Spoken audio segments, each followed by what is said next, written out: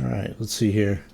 So, last week, on your way through the Gallow Fields and through, air quotes, Nightmare Alley, you came upon a scene where there was a local magistrate. And local magistrates here, they hold a reasonable amount of power, but it's nothing that it's nothing like the nobility. A lot of magistrates, there'll be like 4 or 5 magistrates that work under like one of the nobles who is in charge of seeing to something, how things run in the city for the overlord. The overlords tend to not be too hands-on in this city specifically. But when an overlord's degree comes out, it's like it's kind of earth-changing. And there's no votes for it, or this is not a democracy. But every once in a while, you will get the ear of a local magistrate. And he might be able to wield a little bit of influence. In this case, this local magistrate was one that Luna had discovered seemed a little underhanded. She didn't get to the complete bottom of it because it was kind of in between adventures. She got kind of called away at the end of her investigations. And it was getting a little risky. Like, she was taken to the point where she was hiding invisibly in his office and trying to catch him in the act of doing something completely underhanded, which really didn't come down to that yet. But you got the vibe that there was something going on with him. So, in this alleyway, the lowest of the low, the destitute, the downtrodden, the hopeless addicts, people who had messed themselves up beyond repair a lot of times. They tend to congregate in this alley of strength in numbers, so they're not preyed upon by other unfortunates. And you learn that somewhere in this group they were looking for a group of people, and they were trying to find out what the people in this alleyway knew about the murder of a man by the name of Frel.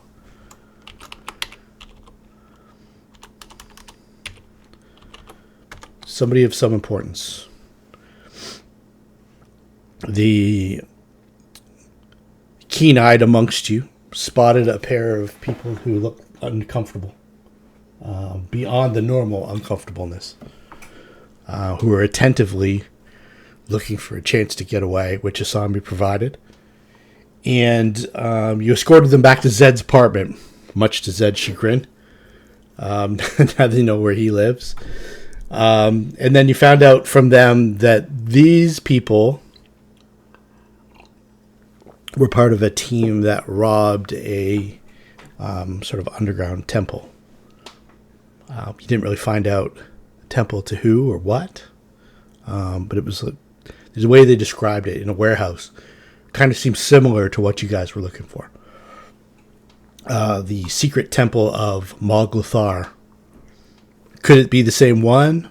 Something related? Something different? Or maybe a rival faction? You really don't know yet. But what you did discover was that in this little robbery, where these two people were just on lookout, Frel had scored a rather valuable, in his opinion, tome, as well as like a silver key that seemed important, amongst a bunch of other lower end swag, which he punted off quickly and scored them a whole bunch of shiver. And they're pretty much getting near the tail end of that score. And he went off to see if he could get the best price possible for this tome, and he wound up dead in the Gallow Fields. The body had been taken away. It had been taken away by the time you guys had gotten there. seemed that it happened overnight. So probably the body hadn't been in the Gallow Fields for about 6 or 7 hours prior to you guys arriving and going through. But they were, the magistrate there was, and his name is Jegard Stanton. Jegard Stanton. He was still working the alley, trying to get as many clues as possible, trying to find a connection with Frel. Somebody might know what happened. Somebody might been involved with what he was involved with. And the one loose end that Raynoldo and Nomi were the two that you guys helped get out of Nightmare Alley. Was a third party who didn't get out of the alley by the name of Langston, who was a sure thing to give them away. And that's about where we ended it.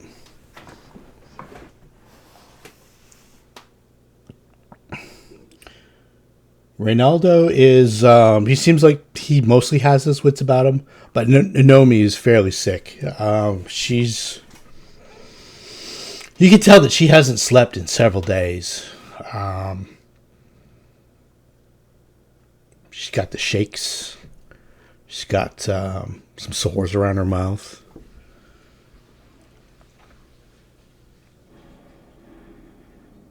She could definitely use a break, but she's definitely reluctant to do that.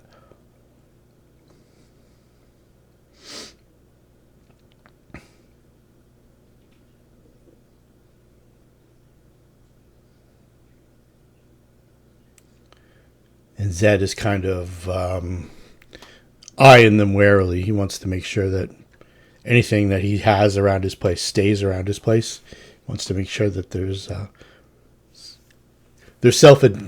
admittedly thieves, and now they've been brought into his house. So he's he's washing the ashtrays and the remote controls and stuff like that. All the stuff. He's making sure nobody walks off with the candy dish. And he's kind of nervous. Him and Baccae are kind of nervous and pacing around, whereas Luna and you guys are pretty intently trying to find out what's going on. Or what did go on.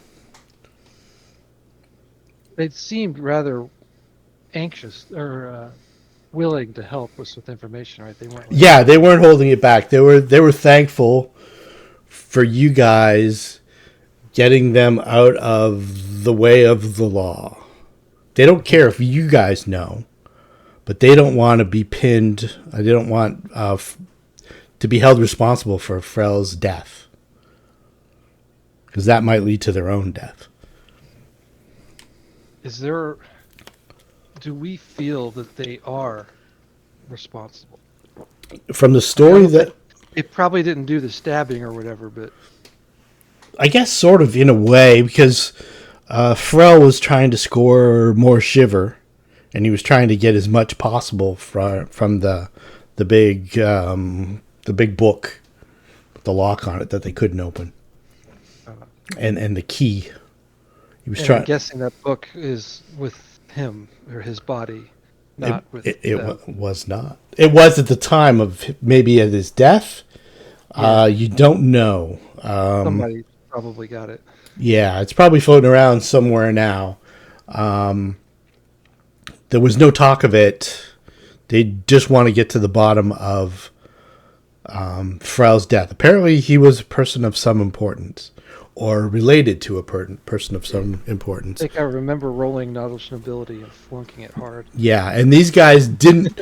They know Frel from like the junkie hangouts and stuff like that, but don't really know him very well. They know that he's some kind of his family is important. They don't not really even sure what his family name is. Or I guess it would be Raynoldo had maybe heard a couple things about Frel's parents being either lords or dukes or something like that.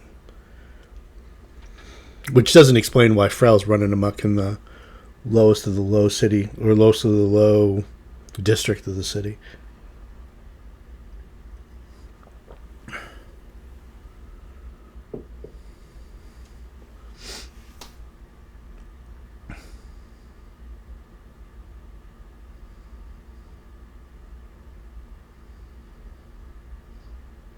But Did they give us?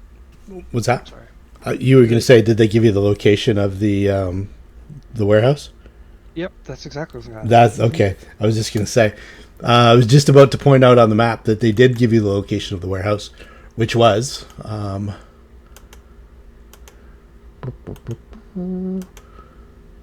just off of Cheap Street. They said somewhere in this little neighborhood back here, somewhere between Cheap and Carter. There's a little neighborhood, kind of in here. Let's see here.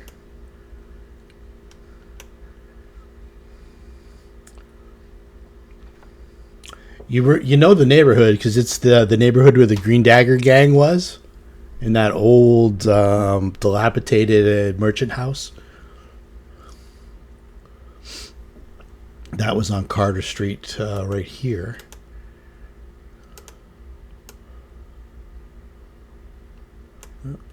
Do an arrow. I meant to do a circle.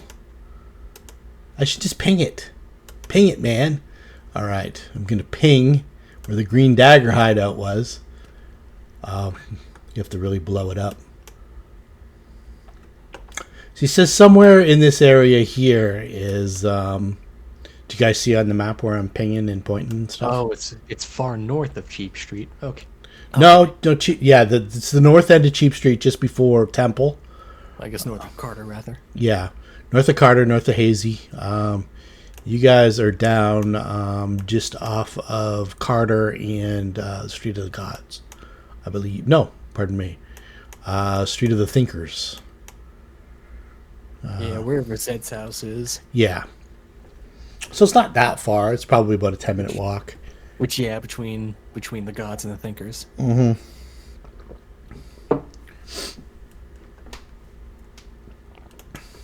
And these two, they mentioned a Langston. Yes, Langston was their fourth. Langston is in that alley, passed out. Still the alley? Yes, he was still in Nightmare Alley. They seemed quite concerned that he was going to give up their names.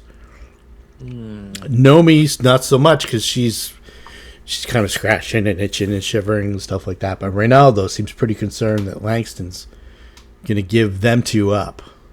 And then they'll have to be on the dodge for a long, long time. They don't seem to have the resources to go underground, despite their successful heist. I'd recommend that we locate and question Langston about this. Good idea. They give you a description, but the description seems pretty similar to a lot of the people that are on that street. He has one distinguishing characteristic. That he has a tattoo of an eye on the inside forearm of his left hand, or his left arm. It was a right forearm? Yeah, right forearm, tattoo of an eye.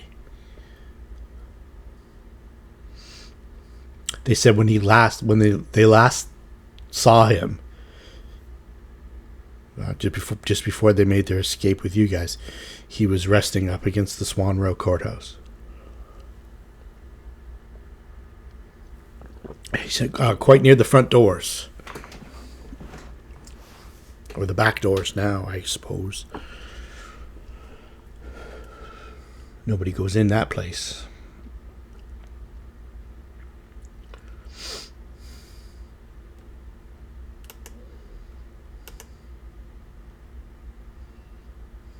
I would recommend that we give him a visit.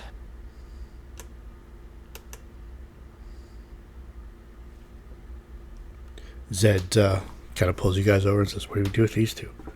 I don't want to leave them here. I don't want to send them into the wind either, but..." If when they leave here, they're gone. We have to assume we will not be able to find them again, right? Why don't we give them some money and suggest an inn that they stay in, and maybe they'll go there and we can find them again. I mean, there's no way unless we go there first and put them up. Yeah, I would rather do that. If we give them the money, they're just going to go. Aevus, do you accept refugees into your little church? I totally can. That's Just obviously, we need to make sure that we're not struggling from.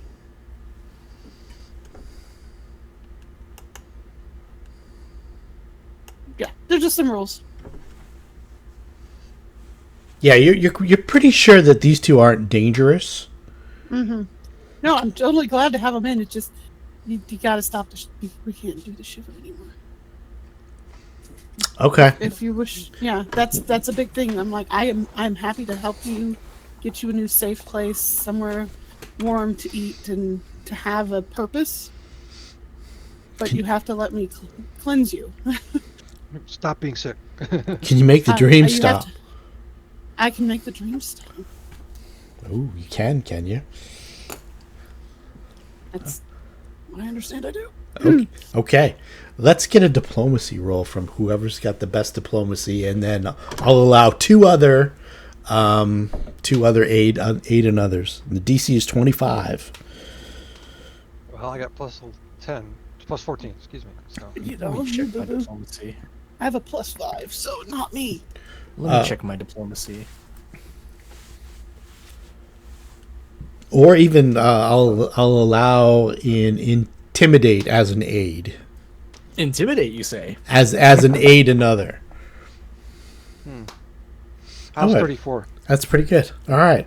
So that's counted as a 38. Okay. So Use a religion to aid another. yeah, absolutely. For sure. I see you don't need my intimidation. You know what? I may Yes, as well but try to. It I helps. may as well at least assist. Yeah, for sure. I mean, Shoot the bones. Come on. yeah, let's give that a try. I'm helping. Not my greatest attempt, but oh well. Well, you It all would actually matter. three would have passed. Awesome. Yeah. All right. So Aevus. It's more of a religious thing for her anyway, because if you're going to help, you got to be clean. Absolutely. I imagine Arthur goes with the idea of, well, it's either that or we could just leave you to fend for yourselves, and if you'd rather take that risk, that's up to you. I just realized that roll was a natural 20. That's pretty damn good. Yeah, that's as good as it can get. That's with the aid and other. That's 38. Yeah. All right. Yeah. So they agree. Nomi may need some sort of Restoration. yeah, either that or like some sort of medicinal aid. Maybe something like a sedative. I can probably. Yeah, whip something up. Do you have like just regular the heal skill or herbalism or anything like that? I have a heal skill. I do not have herbalism. I do not. I need to at some point, but I got the heal skill. I have survival. Okay. I think I still have some restorations too. Do you have 5 ranks in survival?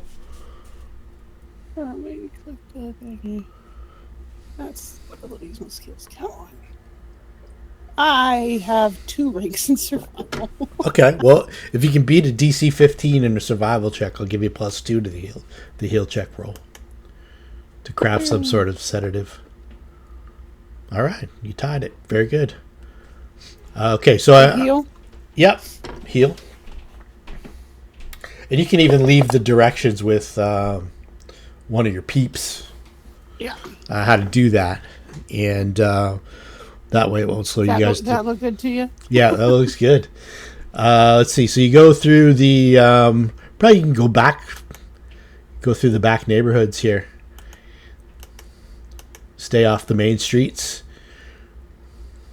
and you go from Zed's place to Church of Utah, and you get there, Aevus takes charge, makes sure that Nomi and Raynoldo are cared for. Mm-hmm. And you guys are not Our two delayed. acolytes. Yes. You guys are not overly delayed. Assuming now you're heading straight for the Nightmare Alley. Yeah, I feel like our time is limited to find Langston. Okay. So Maybe he's still passed out. yeah, hopefully, or hopefully they haven't found him. They don't know that. Hopefully Stanton doesn't know that he was involved.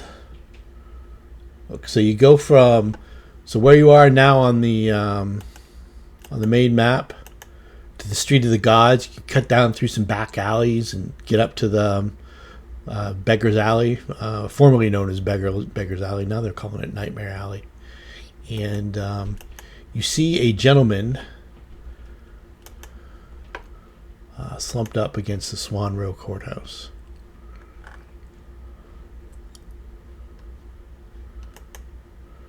Bust out the map.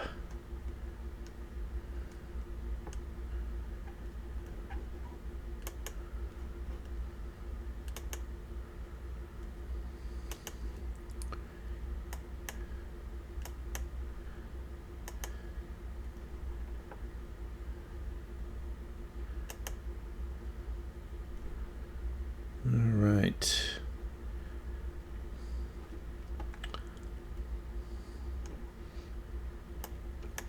Let's put you guys on the map.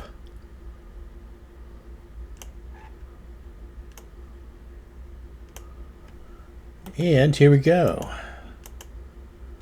You're at the very bottom near the middle. I'll give you some description so you know exactly what you're looking at. There's two main entrances to the Swan Row Courthouse. There's kind of like a sort of where you are, which is the Beggar's Alley entrance. Beggar's Alley, for those who are historically inclined, is the former Swan Row. This used to be called Swan Row, this street that you're on right now.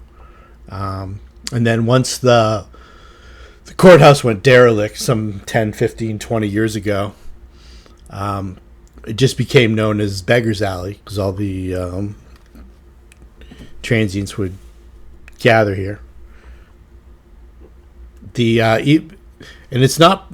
There is a guild of beggars in Lankhmar, but these are like the truly destitute, like not the professionals. So I'll give you a description of the courthouse, and except for time of day, this is a pretty accurate description of this edifice that you've seen. You'd also know that there's a main set of front doors that you can access to from the gallows fields as well. But you're out either, depending on how you look at it now, at the rear of the building, formerly the front of the building. The Swan Row Courthouse is a decrepit 4-story Gothic relic of the Marsh District's bygone days, a leaning monument to the district's pain. This 4-story courthouse is a crumbling marvel of cracked plaster and chipped marble. Once a testament to justice, a rotten shining white stone, the courthouse is now a crushed dream. Its wretched exterior corrupted by a bloated evil festering within. Rainwater from a recent downpour mixed with mulch oozes from ruptures in the rock like pus bubbling from a wound. The structure of the eastern wing of the upper floor buckled long ago, and now the bell tower sits perilously, appearing as though it might careen into the ground below at any time. Two massive pillars frame the heavy oak doors of the court. The pillar's surface is run with cracks and fissures like so many burst veins. The doors sags in their archway like drooping eyes of a madman. The surrounding structures long ago fell in upon themselves in supplication to the creaking courthouse.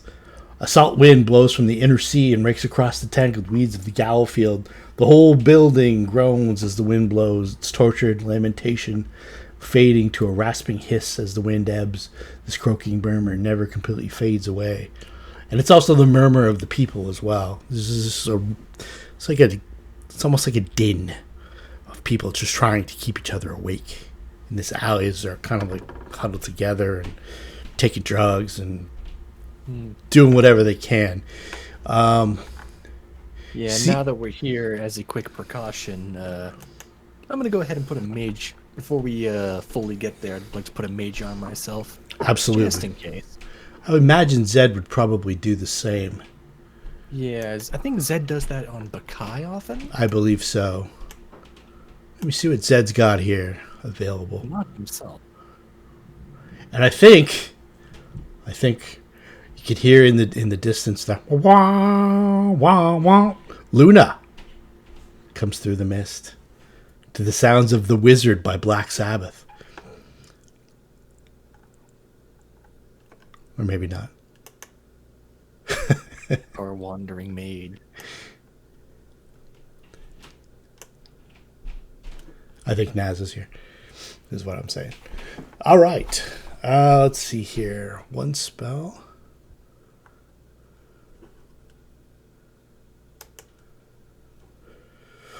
So, let me okay, so that turned out the lights. Okay, so I'll leave the lights off for now. Let me just take a quick peek and see what you guys can see. Okay. So before I do anything, I'm going to turn off the player vision for you so you can get a rough idea of the extent of the courthouse, okay? And then I'll maybe count to 10 and then I'll flip it back on. So you guys are all on the map. I'm ready to take a screenshot. All right. Yeah, you want to take a quick peek so we can just see the size? Yeah, exactly. I want you to get an idea of... I see a door over there. Mm-hmm. I see a couple doors. But Avis sees lots of things. I see one thing that is straight up a door, like a door icon. Yeah. So there's should be the whole map. So you can roughly get the size of the courthouse and just the various dimensions of it. It's a pretty big place. Several floors. You can see a couple towers and stuff like that.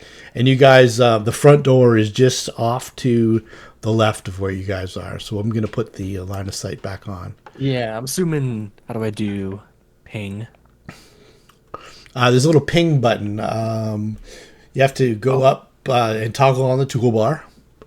And then ping should be 4 over. Might be different on mine. It's ping mode. Yes. Yeah, over here, I'm assuming you're talking about. Yeah, there's 2 sets of main doors. There's 2 there, and there's 2 on the other side of the building that access the Gallow Fields. And let me give you a little description of the entrance as well. There's like another entrance. There's also like the thing that you're looking at that's showing like little shading off. It's almost like a little courtyard kind of thing. This enclosed area resembles a large cage. Numerous rotted wooden stalks are lined up so the criminals in them could be seen within range of taunts or worse. Beyond, the poverty-riddled desolation of Beggar's Alley beckons. Cracked buildings slump against each other in the distance, many already collapsed into piles of rubble. Shadows move between the old stores and dance in the broken maws of their cracked front windows. For a second, a few pairs of red eyes peek out from the inky black, only to be swallowed up again.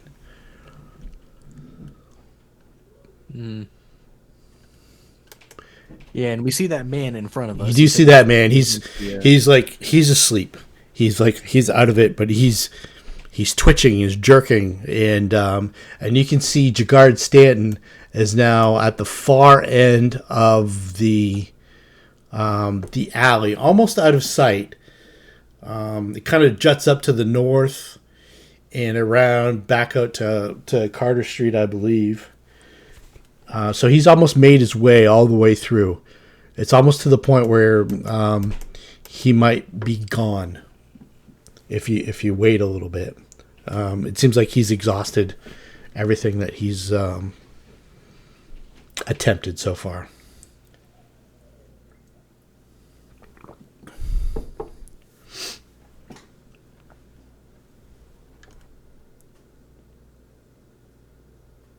Yeah. You said that Stanton was basically leaving this location, or not specifically right here.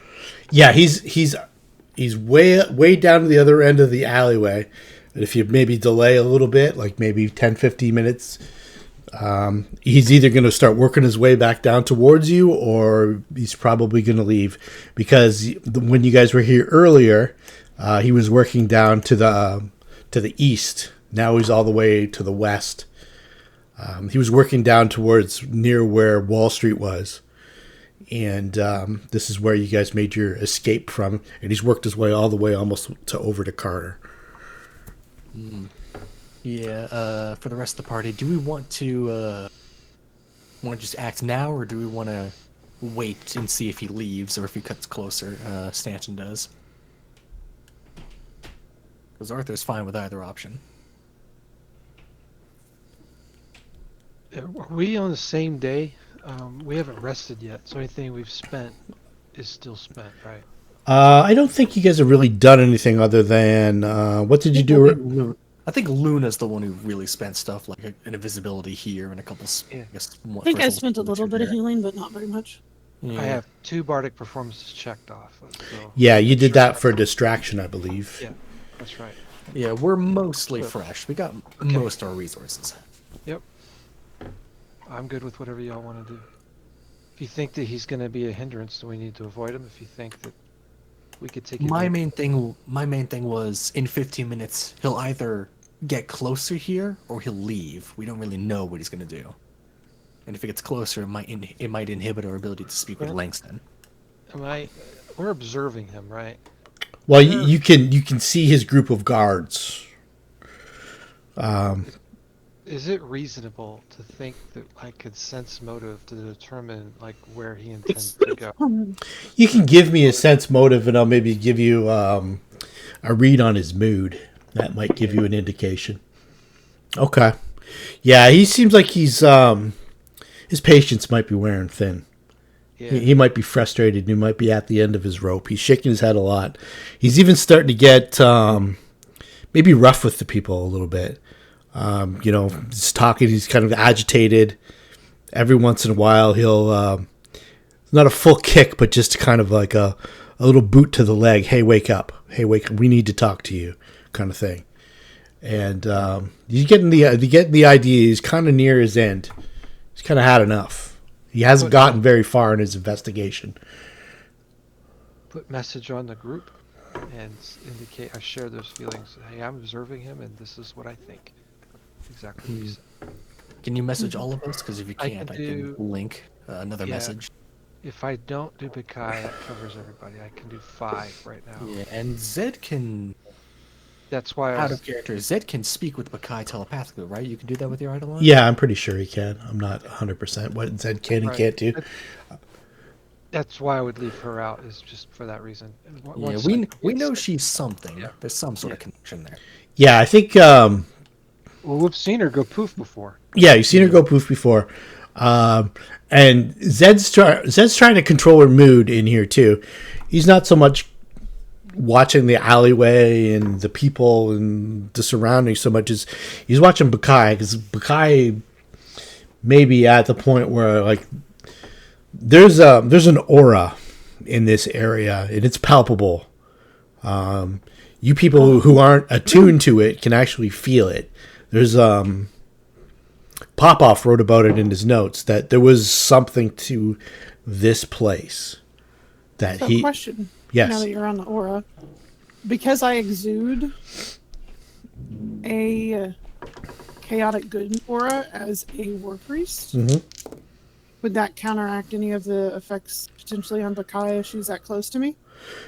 It's not an aura that's actually actively working against you. It's just an aura that you can feel. Okay. You know I didn't know if I could neutralize effects or. It's more like an atmosphere. It's you look at the building, and there's just a sense of wrongness about it. You look at like the alleyway and what's going on, and it looks like this is almost otherworldly, but it's right here. You can reach out and touch it. There's something to it, and Popoff noted it.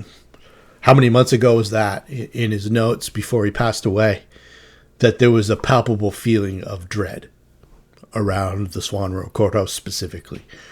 And that if he was looking for unchanged spirits, that this is where he would begin.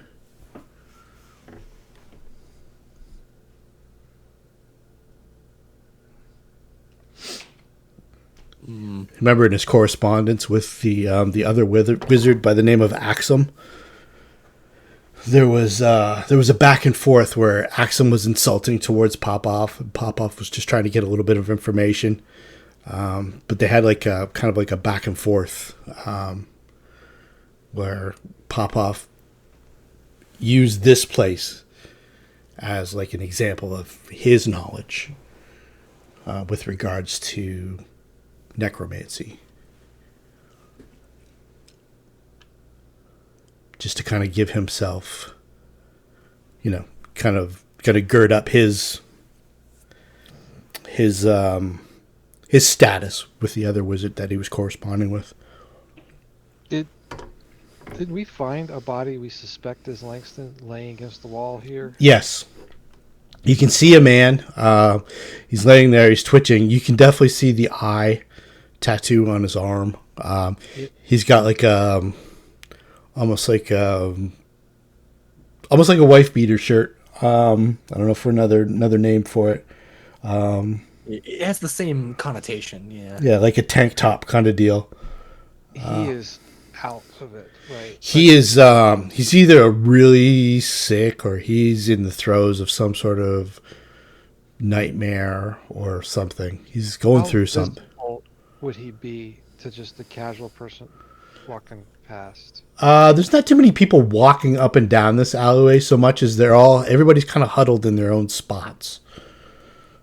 A lot of there's not a lot of traffic in and out of Nightmare Alley. You kind of go in, you get yourself your spot, and you. I was thinking that we could just gather in this little corner and act like a gaggle that this is our corner, and sort of block the view of the passed out dude so that the magistrate he won't think much of it, Yeah. That's the idea. You think that? I think that's good. So. You suspect that the magistrate's already worked his way well past this area, based on where you saw him before and where he is now. You think that he's on his way out of the alley now. So, but yeah, you could definitely gather around this guy. I'm sure that won't concern him when he wakes up. Right. But I was hoping to avoid having others come join us. Mm-hmm. The after about the 8-minute mark, you guys kind of looking around and sizing things up, and I don't know if you have any other detection spells or anything like that you want to do or anything. I had a question. Yes. I sent it to you. Sorry, it was. Okay. Sorry. Yeah. Food in my mouth. Sometimes I see it and sometimes I don't. You're good. Okay. Yeah, it can be. It's you haven't encountered yet the phenomenon that he's If I touch him, is he undergoing. going to jump? Probably. It's possible.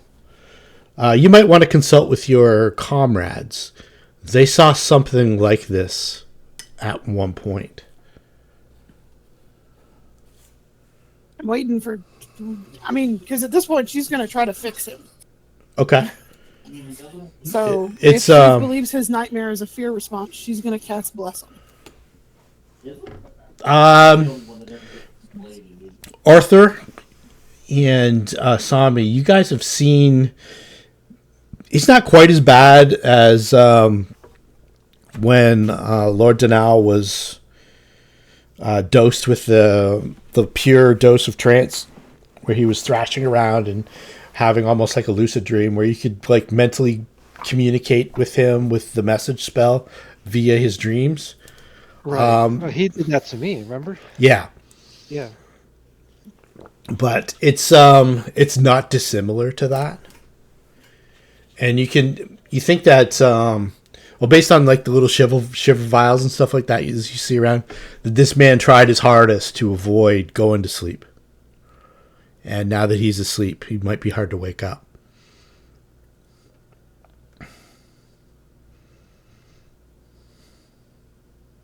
Before you go poking him, Aevus, how about you step back just... Is there a concern? I shouldn't be.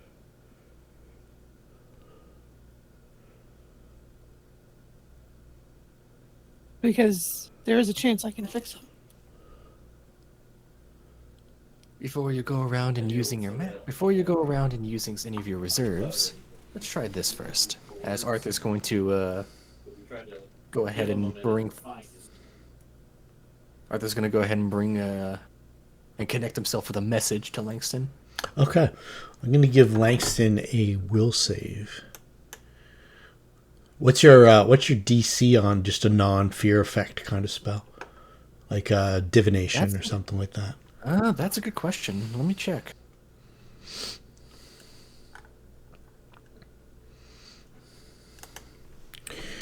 And he is sickened, so... Well, it's higher than 7. So All right. Well, if it's not 8 or lower, then yeah, whatever it is, it's higher than 7. okay. It should be... I think it's just 15. It's just going to be... Because it's 10 plus spell level plus charisma, right? Yeah. I think it's just 15 then. Okay. All right. So you can almost kind of probe. This is hard to do. I'm gonna also need like either a knowledge arcana or a spellcraft check. Something. From Arthur, some or from anybody? some kind of interference. I'm feeling. I assume. Yeah, well, it's kind of gone beyond the normal talk to your friends, they accept it kind of thing. You have to kind of probe into his mind, which is a difficult thing to do, especially when he's not like consciously aware of you. But you manage, and before you get to say anything, you can just hear he's crying. In whatever state he's in, he's weeping, and he's muttering under his breath, and he's, "Oh, Mog, please, Mog, help me. I can't take it, Mog."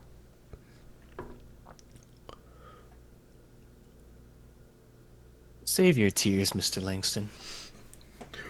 I mouth those words to him, but he hears it in his mind. "Who's there? I don't see you." And you can see his body now starts to twitch. Stanton and his men head out to Carter Street. Zed and Baccae kind of watching from back. There's no need to writhe or squirm, sir. I'm not going to hurt you. The spiders are coming. The spiders are coming. They're coming! And his mouth opens up, and you see a spider come out of his mouth. And I'm going to get everyone who's watching the scene to give me a perception check. Can I take one? I'm just curious. Can you pick up the spider? No, instead of take 10 or take 20, right? I don't want to see it. No, you don't. And it's probably, it's one of those spiders with the big back end, one of the creepy ones, and it's probably about the size of like a gold rilk, which is not big. Too big. But yeah, it's a small spider, but it definitely comes out of his mouth as his mouth clenches open, and in Arthur's mind, he can hear him say the spiders are coming. Perception checks. Let's Spiders see. aren't supposed to come from there. That's what Asami's thinking, if she sees it. Let's see here. Baccae is distracted. She's not paying any attention. She's looking around, and she's like almost hard to almost hard to control for Zed. Let's see, Luna, Zed, Arthur. Let's see, you guys get to act right now. Something is, you can feel something about to occur. It's kind of like just before lightning hits an area, you get that sensation of ozone in the air. Probably a bad example for this situation, but you've got Arthur reacting to something. Asami's seen the spider come out of his mouth, as has Aevus. I don't know if Arthur's...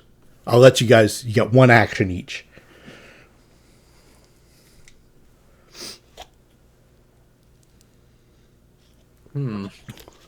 What can I do? Asami and Aevus are kind of taken aback by the spider.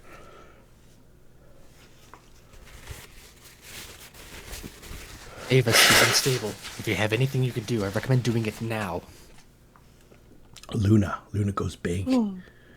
Luna goes big. You keep screaming the spiders are coming. Something is happening. If you can do anything, you should do it now. As Arthur's just going to take a few steps back. So Luna, this is a full round action, so you get it off. Even though, like, this is your kind of... I think enlarged person is a full round action. Yeah, it's a full round action. But I'll allow it. And who else was Zed? Zed says Baccae. Just tries to control Baccae for a second.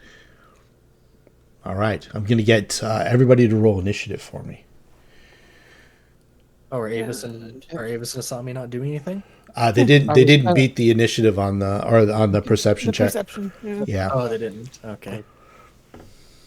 And you want initiatives. Mm-hmm. Perfect. That's within character, I think. Why does it always have to be bugs and insects and spiders? Well, I guess it's better than a unicorn coming out of his mouth. That might be a little odd. Yeah, or a hand, or a xenomorph.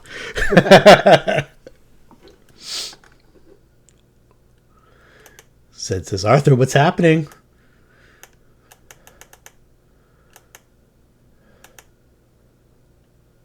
Probably helps to have the combat tracker up. Arthur. Oh, did I not say that aloud to Aevus? I feel like you would have heard that. Yeah, but Zed says to you, Arthur. Yeah. Arthur, what's happening?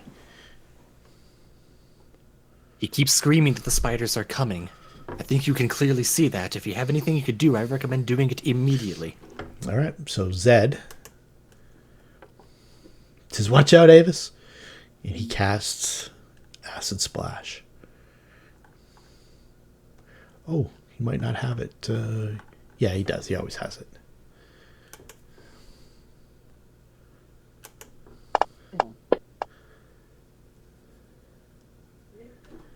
Let's see here.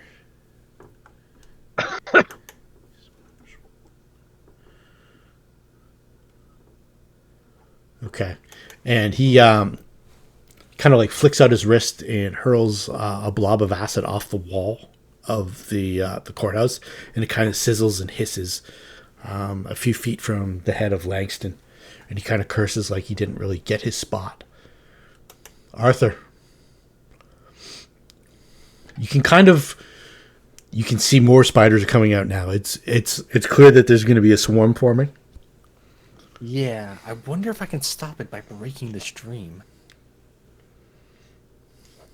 Since I don't really have anything offensive, I'm just going to continue speaking to him in his mind. I'm just going to try to demand that he, Langston, calm down and try to wake up. How do we stop this? You need to answer this immediately. He's screaming. He's just screaming. And it's Is there anything I can do to try to effectively overpower him? Basically try to, through any form of like intimidation or like persuasion, can I try and basically silence his screaming? What would you like to try to do? Whatever. You can try to do anything you want to try to do. Out of character, I'm not really certain. If I can just, I don't know, project a. This is you in his mind, yeah? Yes. Yeah, I'm in his mind, so there's probably a lot of options. I mean, you could always redirect the dream. I could. Would I be able to? You could try. Yeah, What would you like? thought at What would that you like point. to try to do? Throw bunnies in there instead of spiders. Wonder if I'm more. Arthur's thought. I'm better at creating nightmares. I wonder if I can create a nightmare strong enough to jolt him awake. Okay. What would you like Nightmare to to fight the spiders? give me? Give me something suitably jarring, beyond spiders coming out of your mouth. Suitably jarring beyond spiders. What do you think would be more horrifying than that in his mind? Like, just assuming that like in his mind, he's probably, based on his screams and his twitches and his motions and stuff like that, he's in his mind, he's probably getting covered by a swarm of spiders. And as his mouth opens, they're probably starting to filter forth into this realm from wherever his dreams have taken him. How about something existential? How about the idea? I'm going to try to implant the idea, try to force him to be aware that the only way to stop this pain is to try to wake up. And if he cannot, it's never going to end. Okay. Let's give me a. That's more of a persuasion roll than an intimidate. I'd call that a scare tactic, but I understand. If it has to be persuasion, then sure. I would say just based on. It's almost like helping you. You almost seem to want to help him wake up, as opposed to frighten him awake. Out of character, I'm just not thinking of anything strong. Yeah, it's. I also don't know this man's particular fears. If I knew them, I could work Yeah, with them. exactly. His greatest fear might be that Apparently, tax spiders. season is past, and I didn't get my return done on time. That you don't know what goes on in anybody's head. So, I'll let you make a diplomacy check. I'll give it my best shot. Give it your best shot. I'm nowhere near as good as it. But you're pretty charismatic. I was 7. I was gonna set the DC for 20.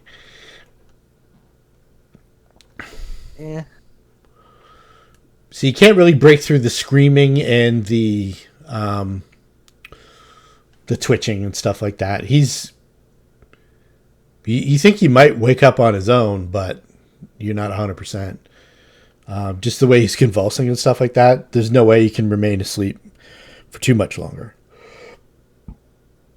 I assume that was my action to do that. I'll give you another action. You just kind of... I'll give you a move action if you want. You want a move action? I'll just continue moving back a bit. Okay. Actually, if I move back there, I can't see him anymore. I want to be able to see him. Okay. Yeah, if you go back, go back off the map that way, that's fine. I can't go any further than this. This is the edge. No, you're good. You're good for probably about another 20, 25 feet. I mean, I physically can't move further than this. Oh, okay. I see. If you it's fine. I'm in probably the good there. game, if you want to go back another 10, 15 feet, that's cool. Like, you can just tell me and we'll put it into Yeah, your move. I just want to maintain. I preferably don't want to draw too much attention, but I also want to maintain my message length, which I think is Like medium. 40, 45 Yeah, feet, something like that. No, if you're doing message with Asami, it's like 160. You're good. Yeah. No, I'm messaging Langston.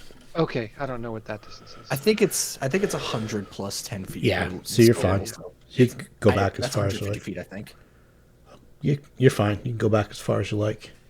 Yeah, because spiders don't have minds. I can't break them, so I'll end my turn with that.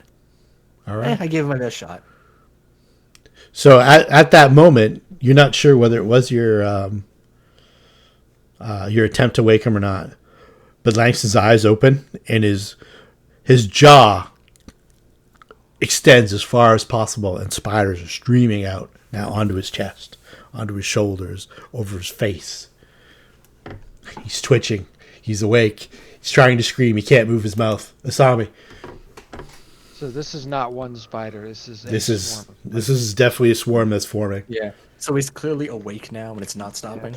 Yeah, he's awake and he's in throes of horror. Like he's to the point where he's so scared he can't scream, or maybe the spiders are like interrupting his airflow too. So it does confirm that waking up will not stop the spiders. Oh well, now we know. I got nothing for a swarm. Ugh. Well, I will make everyone else stronger by bringing a bard performance and bravely reposition myself away from danger. You also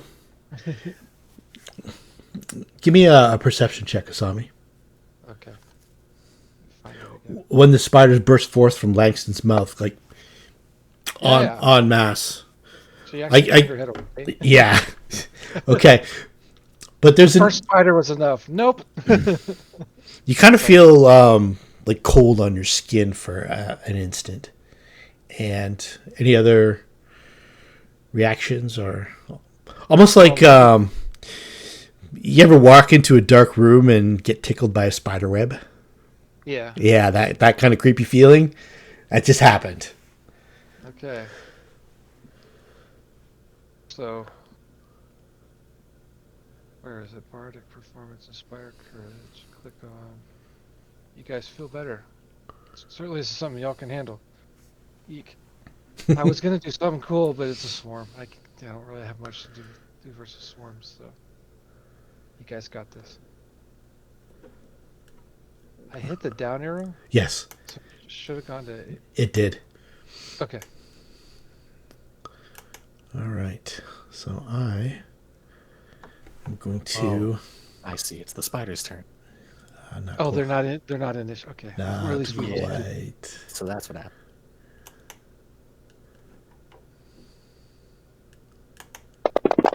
Yikes. What? That's a lot of dice. What? All right, give me a minute here to decipher what happened here. Oh, we'll have to make a will save. I would ask if this is a fear effect, but I feel like a 23 is probably high enough. So Zed, failure. Asami, failure. Langston, failure. Now, did that factor in the fear for the inspire courage? Yeah, it's what, +2 right now? Yeah, it's in there. If it's in there, then great. Okay, so Asami's a save then. That pushes Asami to a save. Okay. Well, I don't know. It already includes it. Oh, yeah, if it already included, It's then just it's fine. effects +2. Oh, okay, so it does include it? Yeah, it's already included. Okay, excellent. All right, so that's Asami's a fail then. Okay, so Zed fail, Asami fail, Langston definitely fails. Arthur passes. Luna fail, Baccae pass, and Aevus pass. Okay, so you've got this area here, 30 foot from the tip.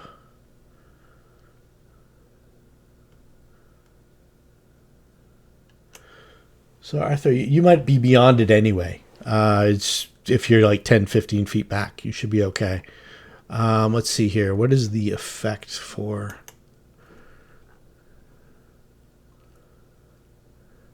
You feel that you're engulfed in webs that's teeming with tiny spiders. Arthur, you can see kind of like...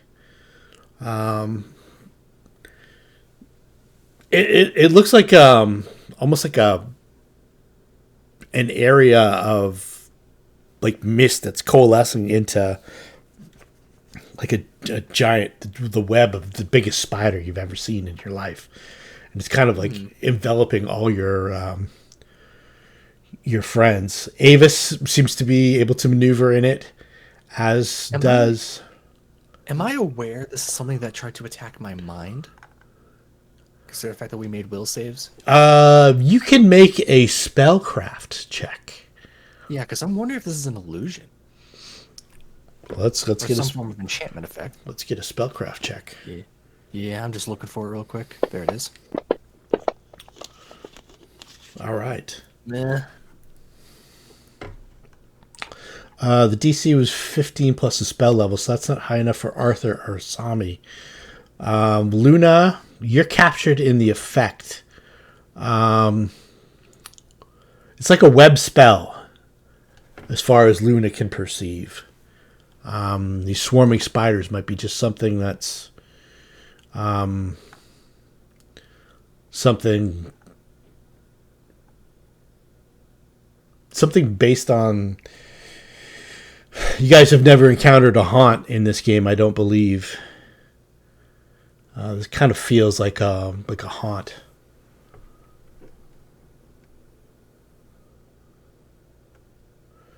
So let's see here. Everybody who didn't save is entangled, and I'm also going to need a fortitude save from Now or on our turn? We'll do it now so I can put the effects on everybody. So let's see, 13. You're fine for Asami. 15 is for the fortitude save. Luna, Aevus was good already. She passed the entangled check. So I just need to do for Zed, I believe.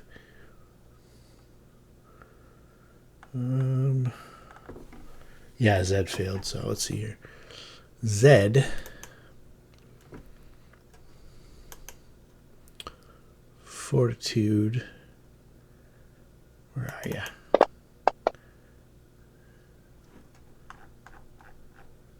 Okay, 15 he passed. Okay. So entangled for let me just put it on here.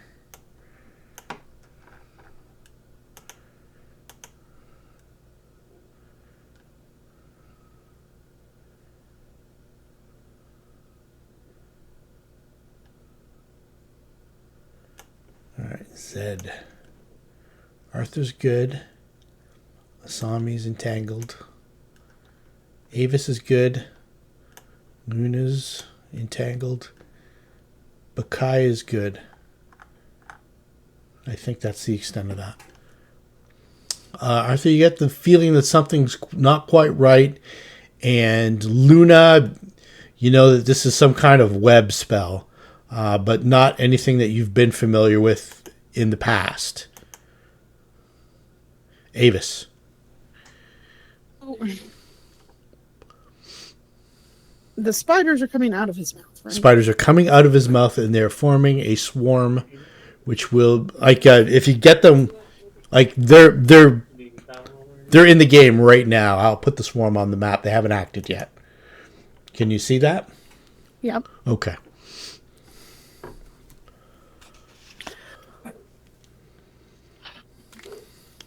Aevus is going to shut his mouth. Okay.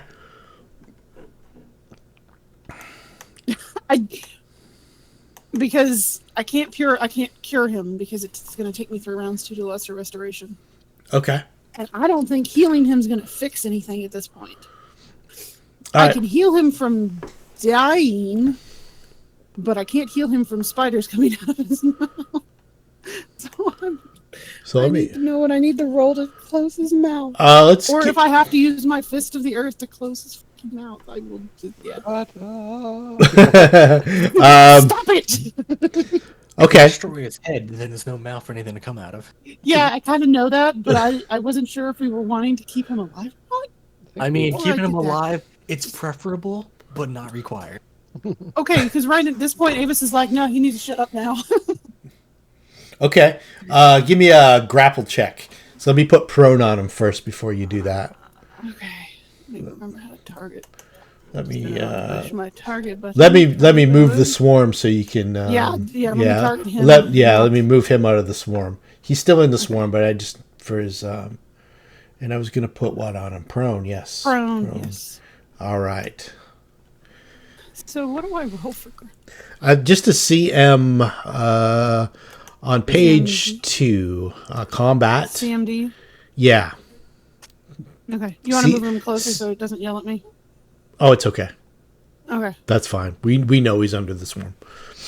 Oh, do I just push the button? Yeah, you can, or you can. You've got him targeted. Yeah, I got him You can targeted. Yeah. double-click the Yeah. CMB. Double click the CMB, then it will. Oh, it's down there. Okay. It's I was under clicking the range, higher yeah. one. 18. Okay. So you with both hands, you clench his mouth shut, and it kind of chokes off the swarm. And you can tell that it's kind of building up in his throat. Yeah, I'll deal with that in a minute. All right. Yeah. Yeah, I'm not going anywhere. So that's me. Oop, the button. Luna. You are entangled, grappled, as it were.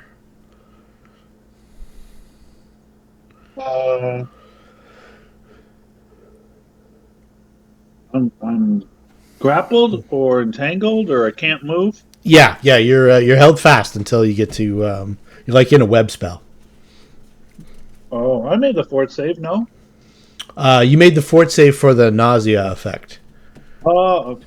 You failed the will save, though. You failed the will save, so you're bound by the webs of the spider. Okay, I will. You can break free with a physically. You can break free with a strength check, or escape artist, or maybe something else. Arthur suspects there's more to this, and I think you probably do too at this moment, but you're not exactly sure what. You've never encountered this before.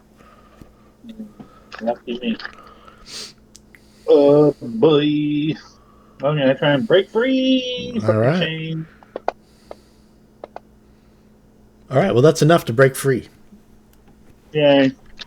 So I'll take the grapple off you.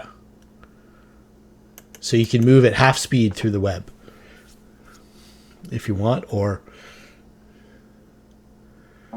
maybe you just want to skewer Langston. I don't know. I'm holding him still for me. Is it not your action to break out of a web? Well, wasn't that my standard to break free? Yeah. Yep. Can I knowledge this? Yeah, let's you already killed the spellcraft check. So once you break free, give me another will save. Because you're kind of interacting with what this is. I don't know. Okay, you break free and you're fighting through the webs, but you still can't. Do you want to move anywhere or do anything else, or still have like a move or a move equivalent action? Well, who wants a fireball?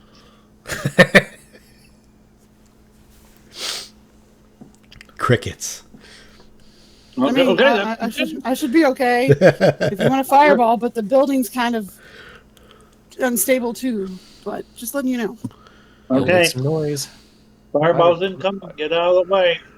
Half move there. And then I'll dimensional hop to there. Okay.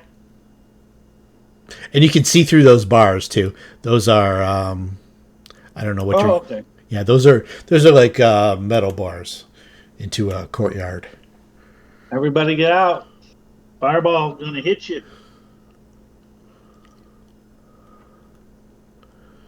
Baccae. Let's see what Baccae has in her bag of tricks.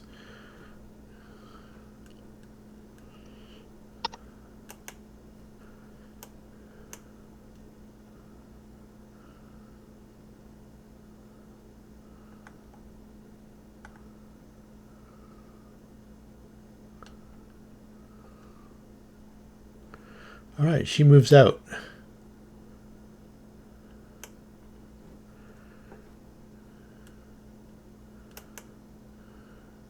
Spider Swarm is delayed. It's only like it's only doing damage right now to Langston. I can fix him later. It'll be fine. And he needs to make a save against poison. And he's sickened.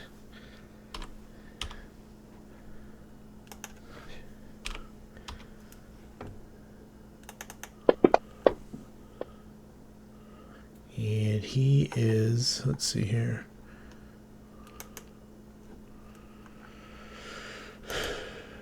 What's the DC here? Okay, he actually made his poison save. Okay. So he's not sickened. Or he's not nauseated. Zed. Zed's held fast. He's going to delay to Arthur. Arthur? He shouts out. Arthur, you can see now, now that Luna's burst out of the web, there does seem to be a phantasmal element to this. It doesn't seem to be as material as you originally believed it to be. Like the ropes of the web seem more insubstantial, almost ethereal. Like they're maybe from somewhere else. They might be more tangible than what they actually are here. Yeah. Since I did disbelieve it, can I straight up see through the illusion if it is an illusion? Yeah, you can see through it now.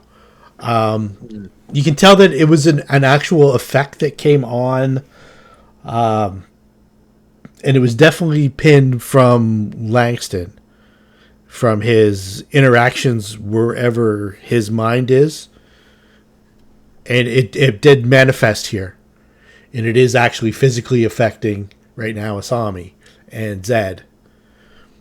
Yeah, I'm aware that illusions are very potent.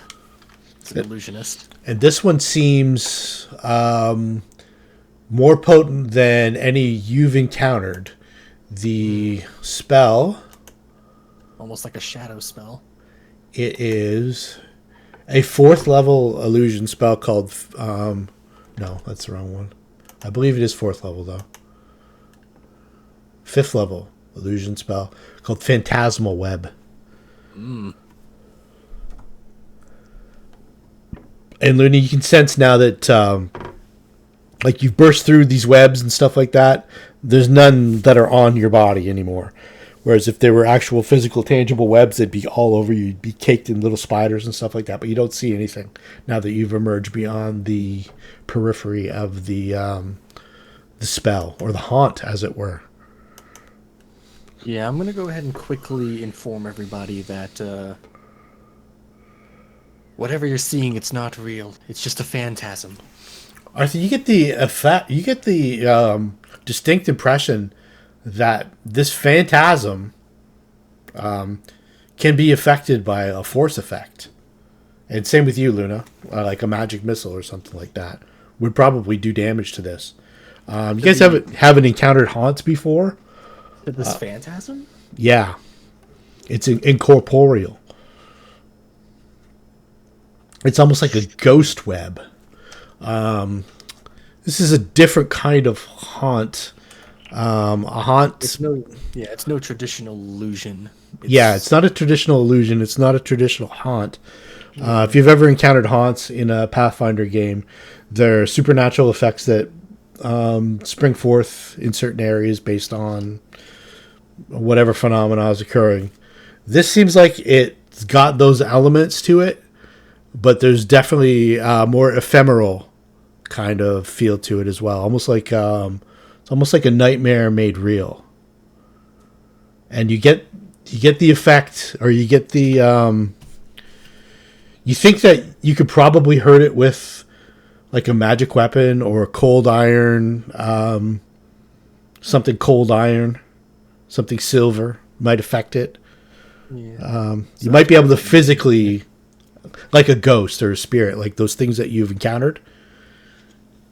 I wouldn't be able to target this haunt, would I? Yeah, you definitely would. Yeah, I'm gonna fling a couple missiles at that haunt. Okay. Wherever it is. Let's put it right there. Can you see on the map? There's like a little misty. Yeah, that's the epicenter of the haunt is like right. I believe right there. We'll put it right there so it's not in Aevus's way. Just so you can actually target it. And yes, and that tears through the webs, and it things kind of diminish a little bit, and you can kind of. Does it affect the spiders at all when I attack them? No, the spiders seem to be their own thing, and Aevus seems to be like the dam is about to break, but right now she's got her finger in the hole by closing his mouth and stuff like that. He's eventually going to burst, but right now she's managing to forestall the onslaught of these spiders wherever they're coming from. You think that maybe if you kill the haunt before the spiders fully emerge, you might be able to forestall their actual arrival. Aevus, right next to you, there's something there. You need to destroy it. With whatever magic you have, it's the source of the spell. The source of the spell is basically Langston, but the supernatural Aevus is an energies idea. surrounding him. Well, I know it's not the source of all of it, but Yeah. it's the easiest way to explain it. It's the source. Bad that you can see. Is it bad you can see the light bulb above Avis's head right now? So let's see what Zed. Okay, so I'm gonna give Zed because he's interacting with it, and you guys are letting him know that there's phantasms and stuff like that. Yeah, involved. I think they get to remake the save at a +4. I think so. I think If they so. realize it's fake. We're gonna give him +2. I'm not sure if it is +4, but It's plus something. Let me check. all right. Well, he didn't pass. The DC of the initial is 20. Let's see here.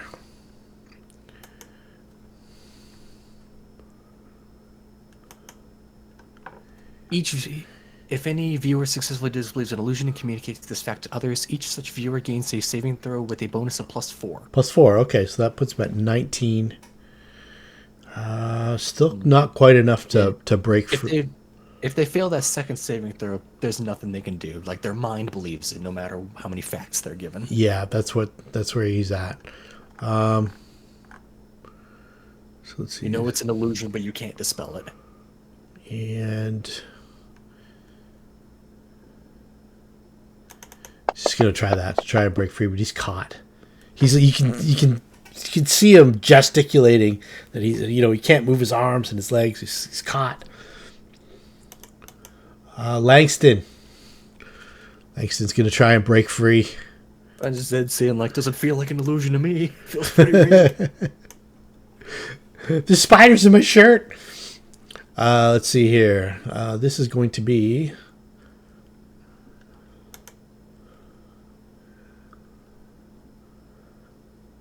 And this is -2 because he's sickened.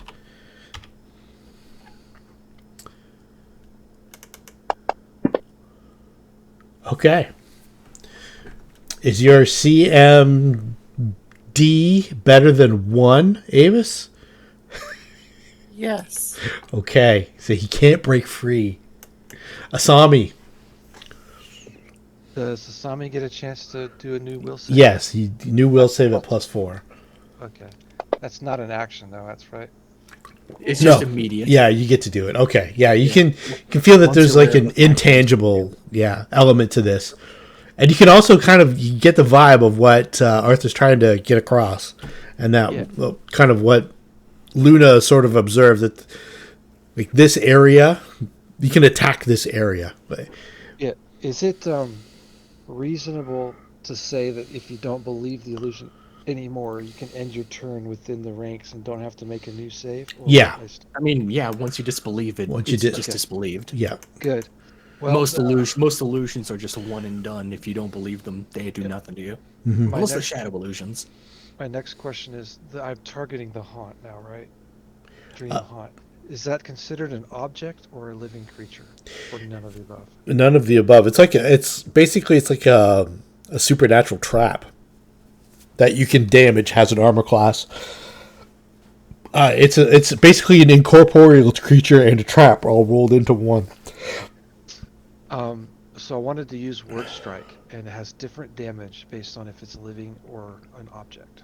So which one should I roll? What would it work? How would it work against a ghost? That's a good question. The write-up does not clarify that. You speak it so hard in its soul. At third That level, it just the Sound goes Striker, home. yeah, Sound Striker Bard can spend 1 round of Bard performance as a standard action to direct a burst of sonically charged words at the creature or object. Okay, sonically charged. It's like an energy form. Yeah. Okay, so that will do half damage. So it would count as the living creature damage, not as the object damage. Yeah, Okay. So now I know which one to hit. it So I should just scream at it. it should automatically Yeah. half it, in theory. Yeah, since it isn't a Force effect. Yeah. Yeah, even magic is halved against incorporeal creatures, which not fun. There you go. Yep. There we I go. screamed at it. Okay. Well, that Go worked. away. It worked, and it diminished a little bit. I can't do anything against these haunts and ghosts and swarms and stuff. So I think Asami would like to strategically move. We're not doing half speed now, right? No, you're not doing half speed right now. Yeah. You're good. You're out of Thank the. Yep, that's I wanna good. do- If you want to be I wanna- back even farther, that's cool. That's good enough. We One can space say back. he's that's fine. Well, actually, this is good because this is saying it's 30 feet. 5, 10, 15, 20. Yeah, so that's good. This where she is where she is, not the 30 feet is where I want to stay. Everyone still has the lingering bard performance for inspire courage.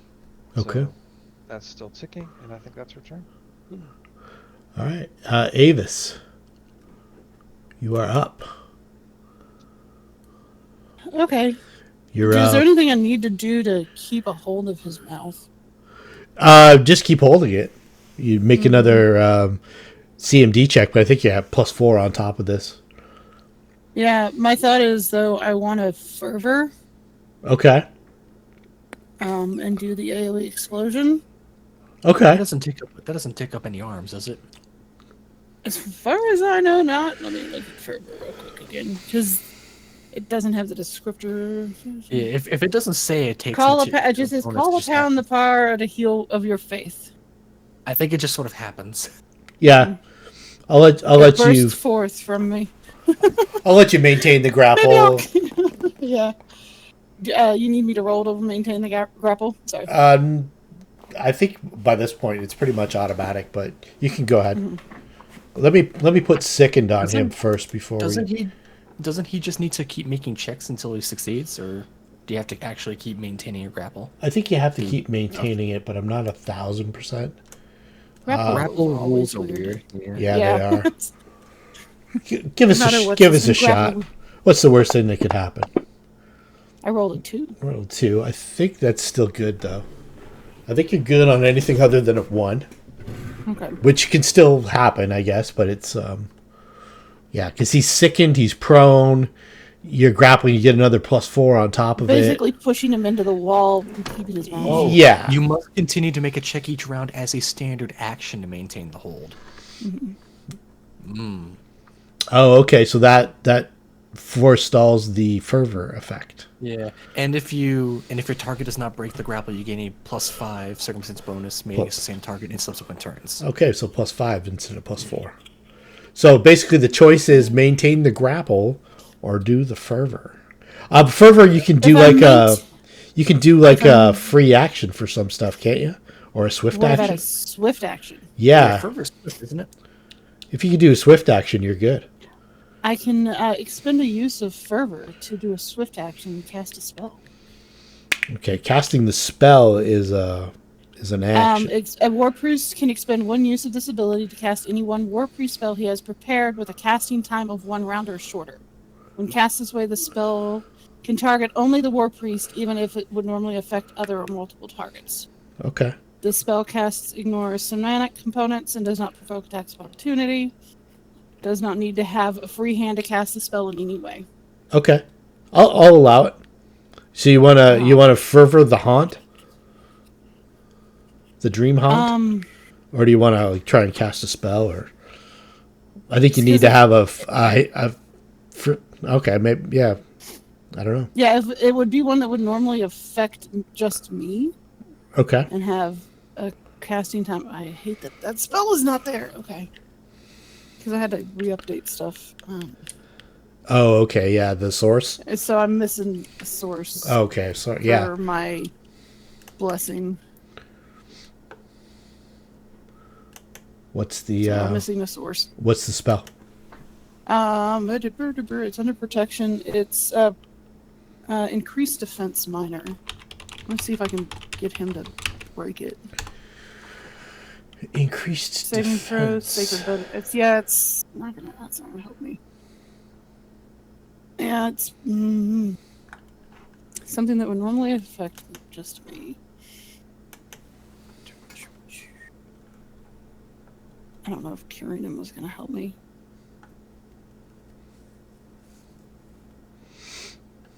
Because I don't think curing him is gonna help me. No, I don't. It might just keep him alive longer. I don't know. The problem is lesser restoration takes 3 rounds. 3 rounds? I thought it was just 1 round. It says 3 casting times 3 rounds. For No lesser restoration. way! I did not know that. Yeah. Welcome to Wow! my frustration. That's why I was like, "Can I lesser restoration him?" And then it says it takes 3 rounds. Wow!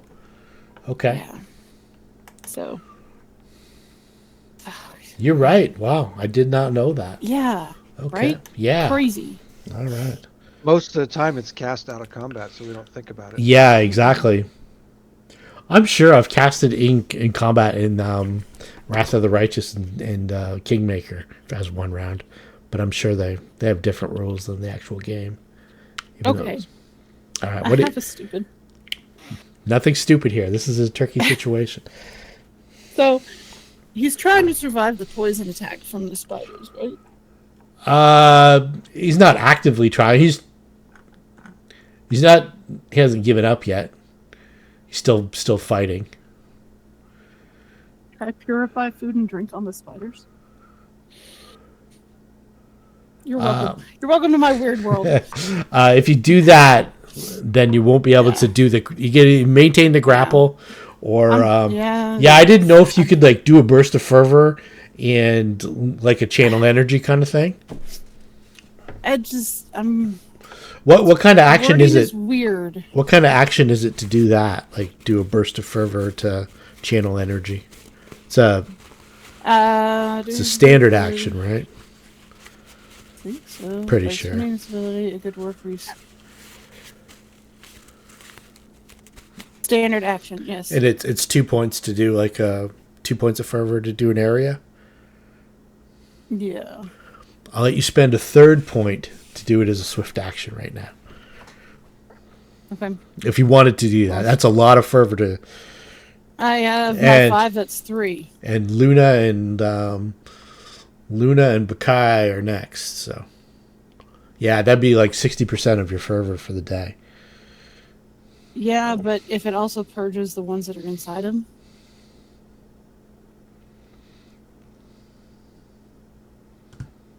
So, yeah, I'm gonna do my burst. All right. You want me to hit? Yeah, target the Dream Haunt. And it's going to be full damage, not... it's going to want to half it, but...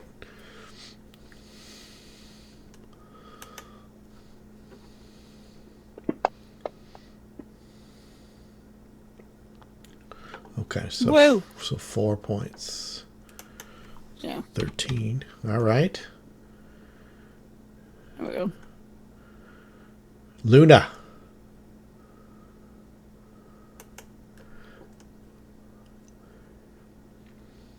There it comes. Oh, you're going to fireball with everybody in it? Whatever.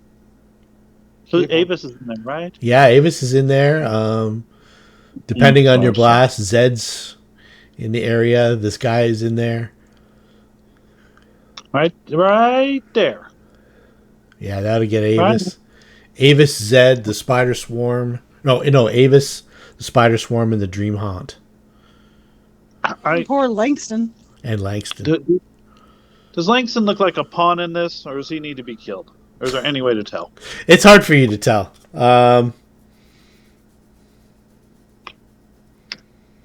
Well, let's see what my alignment is. It doesn't look like he's probably going to survive anyway. But based on the cues that you've seen Arthur's magic missile be pretty effective. You've seen Zed's attempt at an acid splash when this was just manifesting. Maybe did. Well, I kill what I don't understand. I kill what I don't understand. So that one?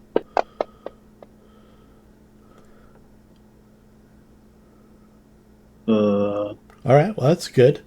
6. Yeah. You get the dream haunt in there too. Oh, dream haunt. Let's see here. Oh shit. That's okay. That's all right. Let me see if I can. I don't think it has actual saves. I think it just takes the spell damage. So you can roll the spell damage. Yeah, it does fireball harm objects. Yeah. Okay. So Langston's cooked. That's for sure. And then the spider swarm failed on the first one. Spider Swarm failed. So 16 plus half again. So 24 points of damage. And the Dream Haunt also takes 24. But half of it, because it's from a corporeal source, meaning 12, putting it beyond. And then poor Aevus. Aevus takes 8. So let's see. That stops. Everybody's just fine. That stops the Dream Haunt. It kills the spiders, and it wounds Aevus a little bit. And Langston, in bad condition. yeah, he's in bad condition. Well, I mean, I can fix him, or you can say I'm shielding him. One of the two. It depends on where you shot it at. Okay. All right. Spider Swarm is gone. Let's put that on the Spider Swarm. There we go. Party sheet. Baccae. Baccae looks confused. She kind of glares over at Luna. What did you just do? And she maybe goes for her sword. Zed says, Baccae, stop. She kind of glares over at Zed. You can tell that Zed's having a tough time actually like controlling Baccae. Okay. In this kind of atmosphere. Was the haunt destroyed? The haunt breaks. So Zed's now free. Anybody else who is affected by any of the let's see, I'll take this. Anybody have an effect on them that they don't shouldn't have? I think everybody's good. Inspire courage, Baccae, good. Okay, so we're going to go to top of the next round with Zed. He's trying to control Baccae. Arthur. The kind of the area of the web kind of it almost like burns away in the flames. It's a intangibility to it, but Luna's magic seems to like engulf it, and the spiders scatter. There's a few left, but not enough to harm anybody, and they're just small. Langston's still twitching. His mouth's open now. The spiders are gone from his mouth. Arthur. Well, I've done all I can do. I'm no doctor. For God's sakes, Jim, a magician, not a doctor. I guess I could have healed him, but that's Avis' job. Yeah. Langston fails his stabilization check. Asami. She looks at Avis. Do you need help healing here? I can fix him. Okay. Does he look like he's? Yeah, he looks like literally the next person, so he can live long enough to make it to Avis' turn. Yeah. Okay. Then I'll just stand guard and make sure nothing else harmful. Maybe step on a spider or two. Okay. Opportunity for itself. Yeah. So we're only at like about 15 seconds of commotion. even though a fireball went off in an alley. But it was kind of contained to like that corner and where you guys are. Maybe a couple people look over.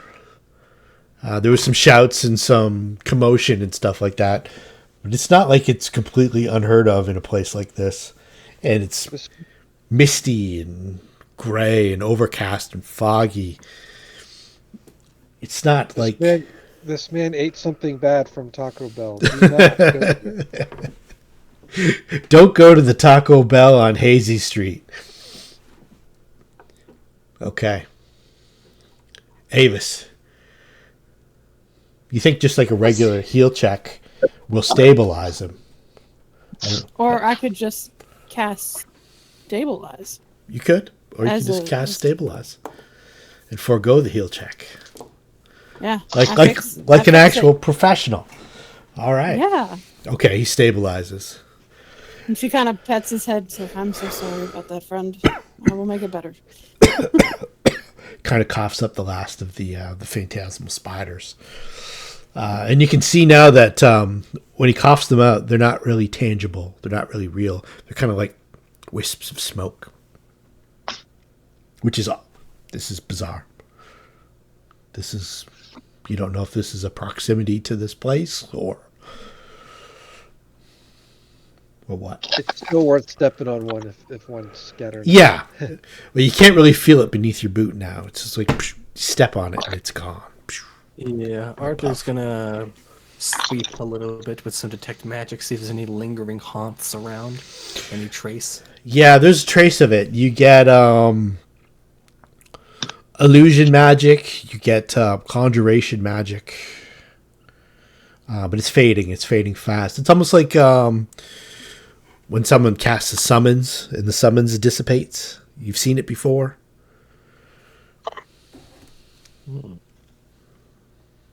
Still, I've not seen illusory spiders before. Perhaps I should take this inspiration next time. So that's why they call them nightmare spinners.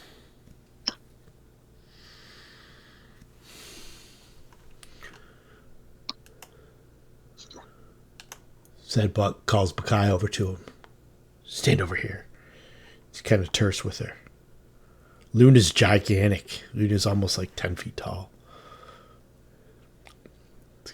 In the midst of the alley, this giant figure looming over the front door of the Swan Row Courthouse. Ava's still working on the man. Asami. Making sure that there's nothing really going on that's coming towards them. Everything seems pretty clear. Doesn't seem like there's a big commotion anywhere.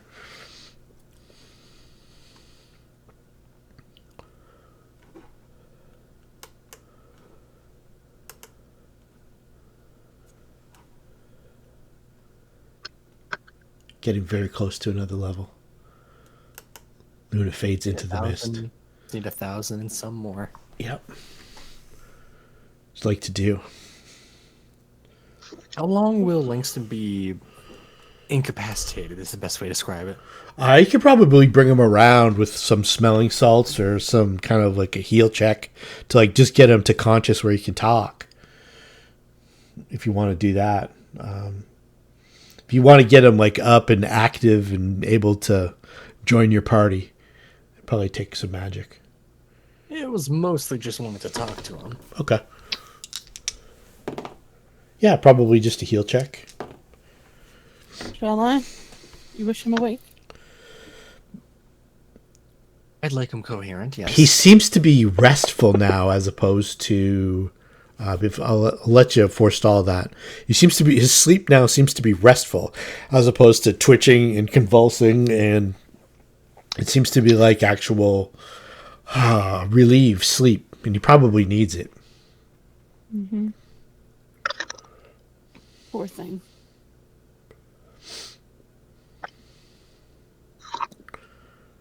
The church is not far away. A couple alleys over and across the street. Do we want to continue here with him, or do you want me to take him back to the temple? Well, if we take him to the temple, we might have some degree of privacy. Talk to him. Mm-hmm. We might. But just figured I'd... Depends on if we wish to leave here. Well, if we're going to go in this building and deal with haunts and things like that, and ghost critters, I'm going to need to get better prepared because there isn't much I can do right now against those types of enemies. Yeah, it doesn't seem to be like a definite possibility based on what you've encountered. And Popoff's initial assessment of the place, and just is why people kind of avoid it. Despite the fact that there is a very large transient population, this building is avoided for the most part. Regardless of our decision, we should wake Langston and speak to him at some point. Whether it be here at your temple is not very important. I mean... It's up to you what you think, if we should take him back now or not, but I feel that we need to push forward here, unfortunately. Considering the fact that somebody caused an explosion to happen here, we might want to get Langston out of here before people investigate.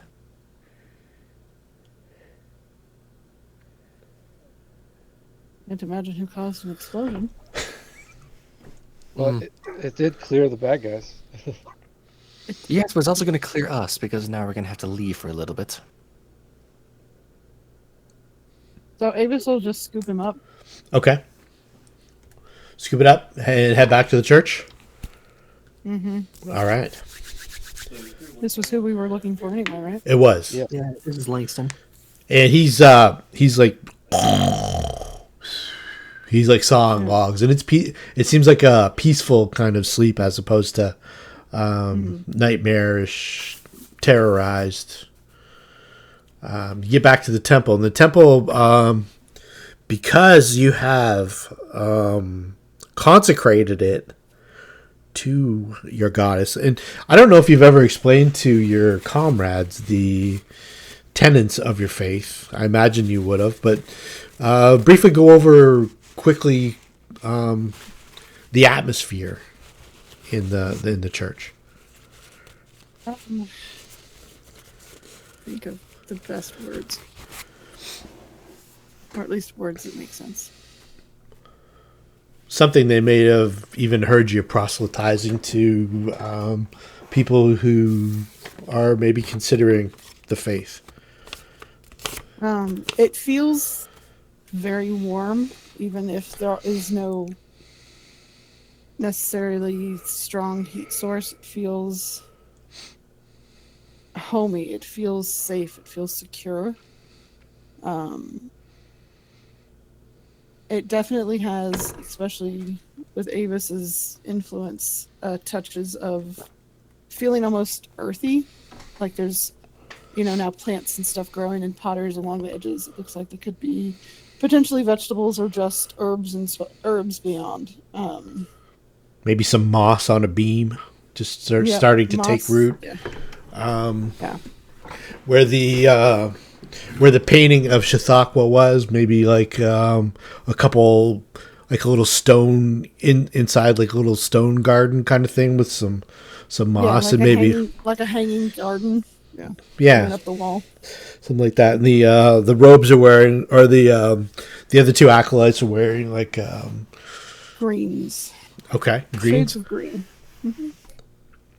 All right. I had to pull up my paper for her. Okay. So it's, and from where you were to where you are right now, the sense of dread, the palpable feeling of the aura of horror, it was almost like an electricity in the air that you could almost feel it build. Something was coming. It's completely gone now. You feel protected. You feel safe. You feel like this is a sanctuary that would protect against such awfulness. even in the midst of an attack.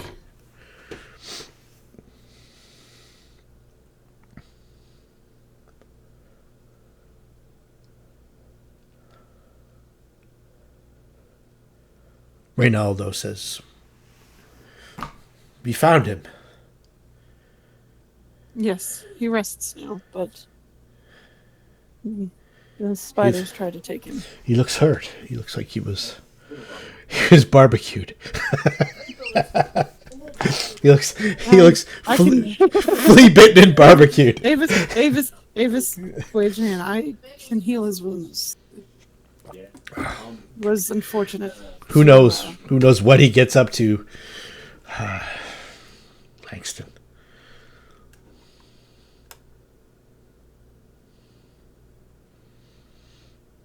Yeah, I will do a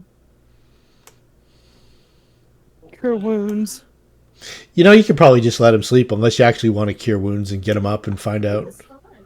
No, because I think the acolytes will be able to tend to his burns. Yeah, and anyway. Raynoldo and Nomi were more worried about this guy giving their names away to Stanton. So you don't have to waste any more resources on him.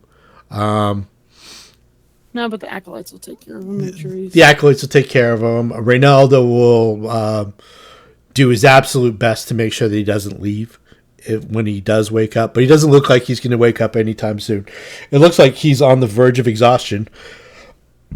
And Nomi's asleep. Nomi's asleep for maybe the first time in like 3-4 days. And her sleep seems untroubled. And she looks like a little better than what she was. You should rest too. He says, I was the strongest of the three. And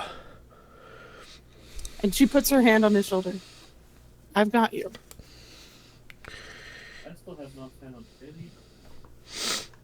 You're too kind. I won't forget this.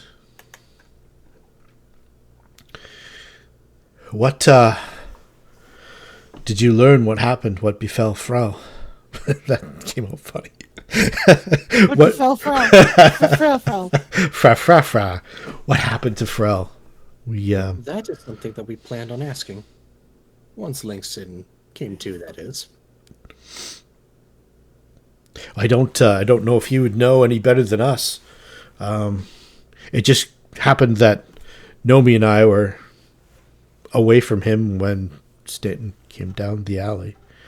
Otherwise, within a few moments, we probably would have walked over and been with him, or vice versa. So we haven't been too far apart. I don't believe that Langston knows any more than we do.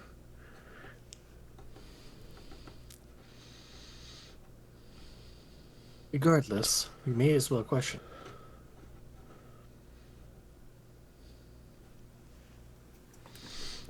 You can question him now, you can question him, let him sleep, kind of gain his faculties, or you can wake him up now and question him now.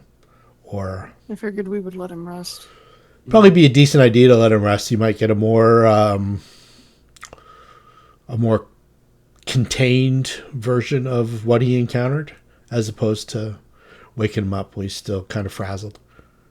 Common courtesies tend to get more out of people than rushed results. Either way, we should return to that warehouse. Raynoldo says, if you're going to the warehouse and you want to take the same route that Frel took, go to the building beside it. Go up to the 4th floor. There's a derelict apartment. You can exit the apartment, climb down to the roof of the establishment above the warehouse and enter into a 2nd-story window. That's the way Frel took. There's a set of stairs from the alleyway leading up to the abode above the warehouse. I'm not even 100% certain that Frel went into the warehouse, the temple proper. I think he mentioned something about a chamber on the main floor of the house that led down to I'd ask Nomi if she was awake. There seemed to be some sort of connection with the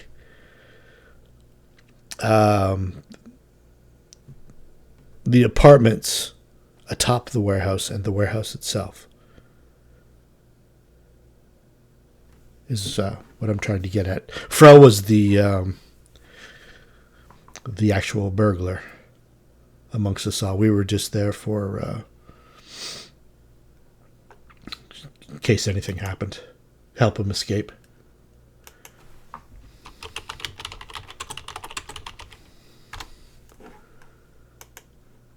There was also we had cased it fairly well, we spent a couple days in our own way. I mean, between doing this drug and our mood and our mindset, I don't know if we did such a professional job. We're not thieves, mind you. I mean, we've taken to stealing to survive, but from what I recall, and this was granted a week ago, there were 2 sets of doors that entered the warehouse proper, and there was something about the doors themselves that Frel seemed he seemed to not want to interact with. He says there was some kind of paste or slime or something like that which led him to his more circuitous route via the apartment on the roof of the warehouse. That's about all I really know.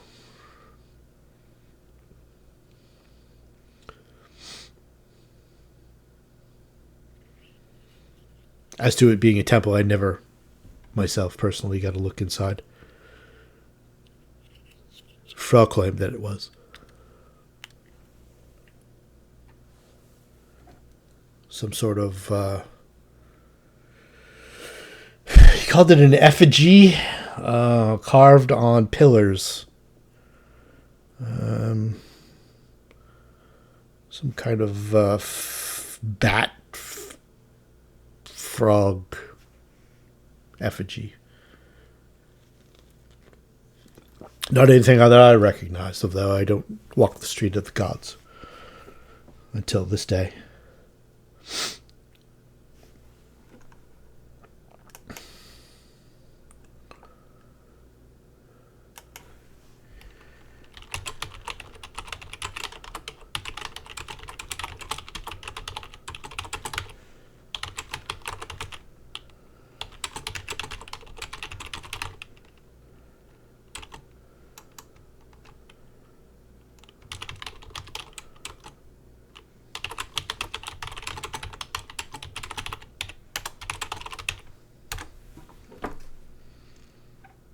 Everybody else is thinking.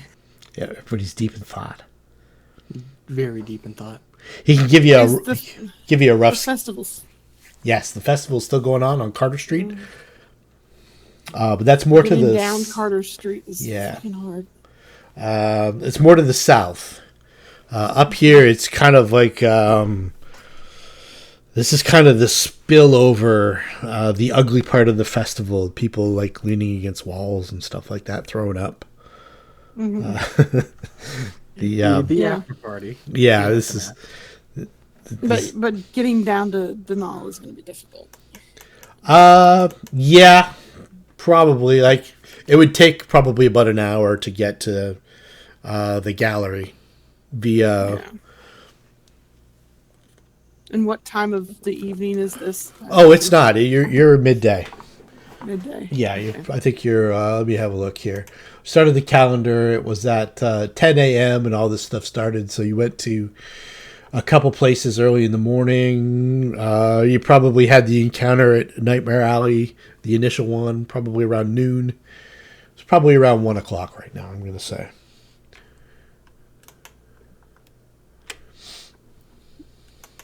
Because I don't know.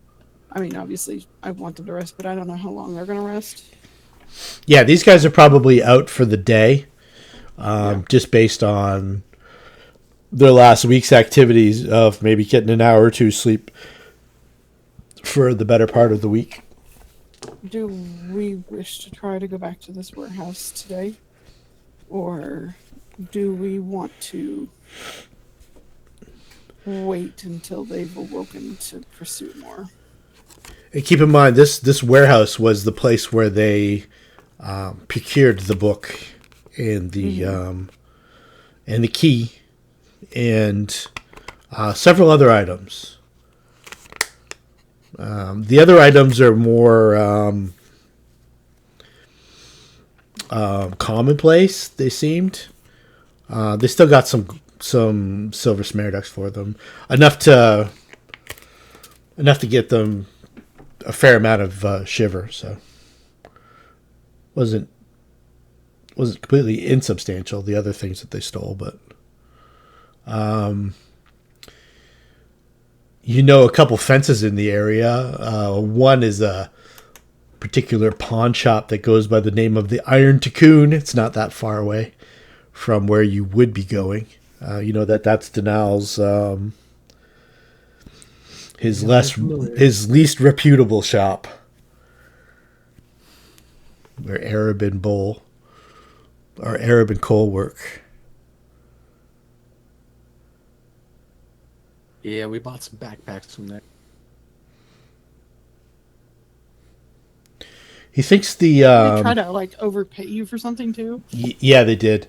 Raynoldo thinks that they sold the cage with the blue parakeet in it there, and the silverware. He said that they had to do an awful lot of lying to make it seem like they didn't steal it, but he's pretty sure that the tall, dark-skinned fellow thought that they were lying. They still paid them.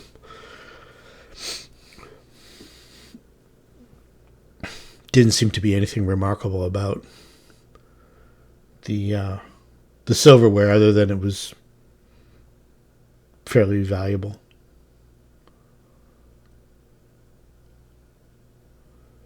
We could go bother those two to look at the items. Yeah, and if you Maybe want, get a better idea, but you get a rough idea of what wants to do. Of the warehouse too, if you want. From his description, I'm not sure that you're completely. It's maybe not the best description of a place. You could probably pick it out though, based on his directions of where it would be. Get a better look at it yourself if you wanted to. It seemed like he described Shithakwa, and this would not be the temple of Moglathar that you guys are specifically looking for.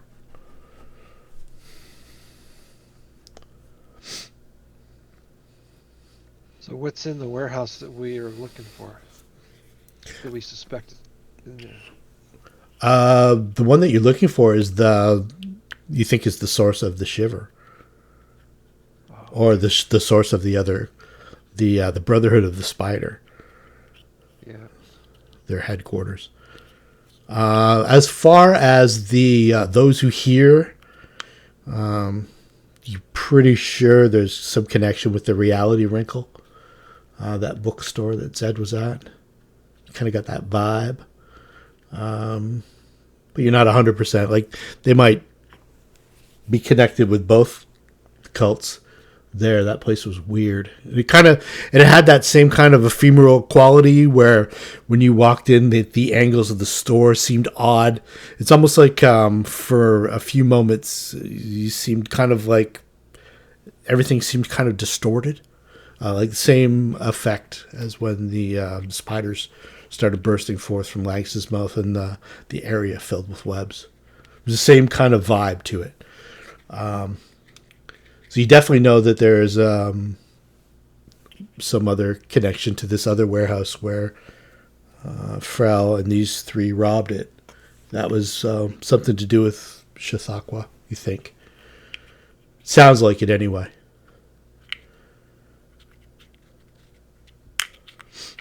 And Shithakwa seems to be prominent in the cult of those who hear.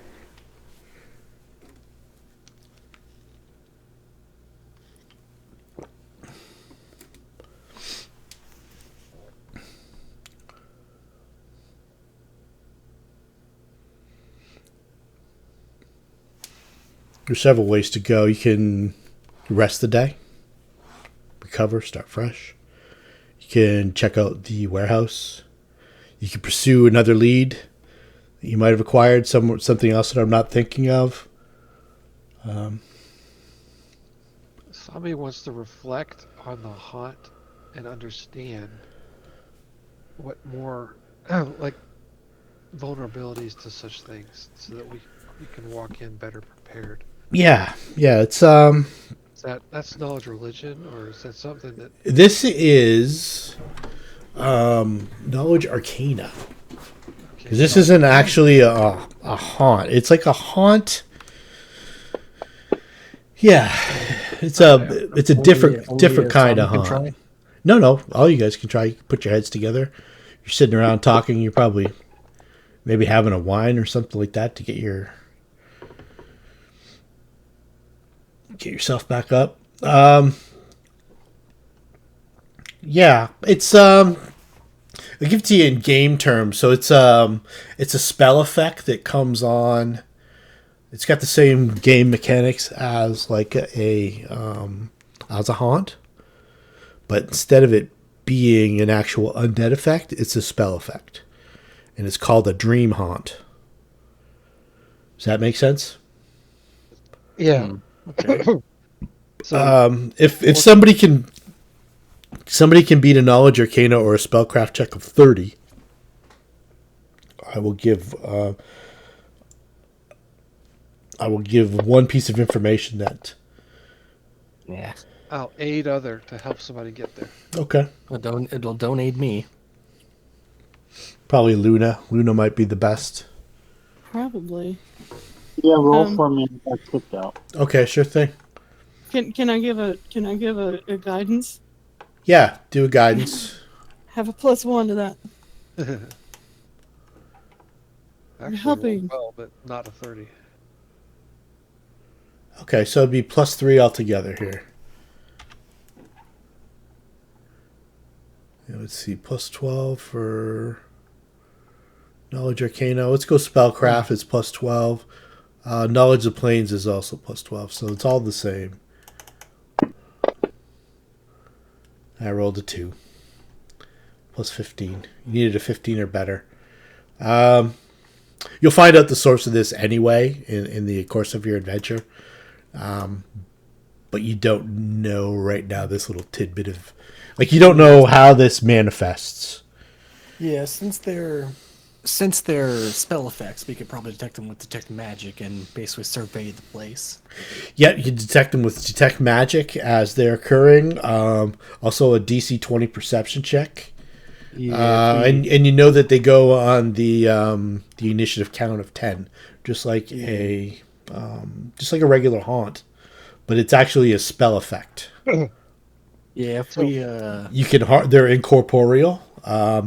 They take a form a lot of times, and if they linger for more than one round, they can be killed, just like a haunt can be killed.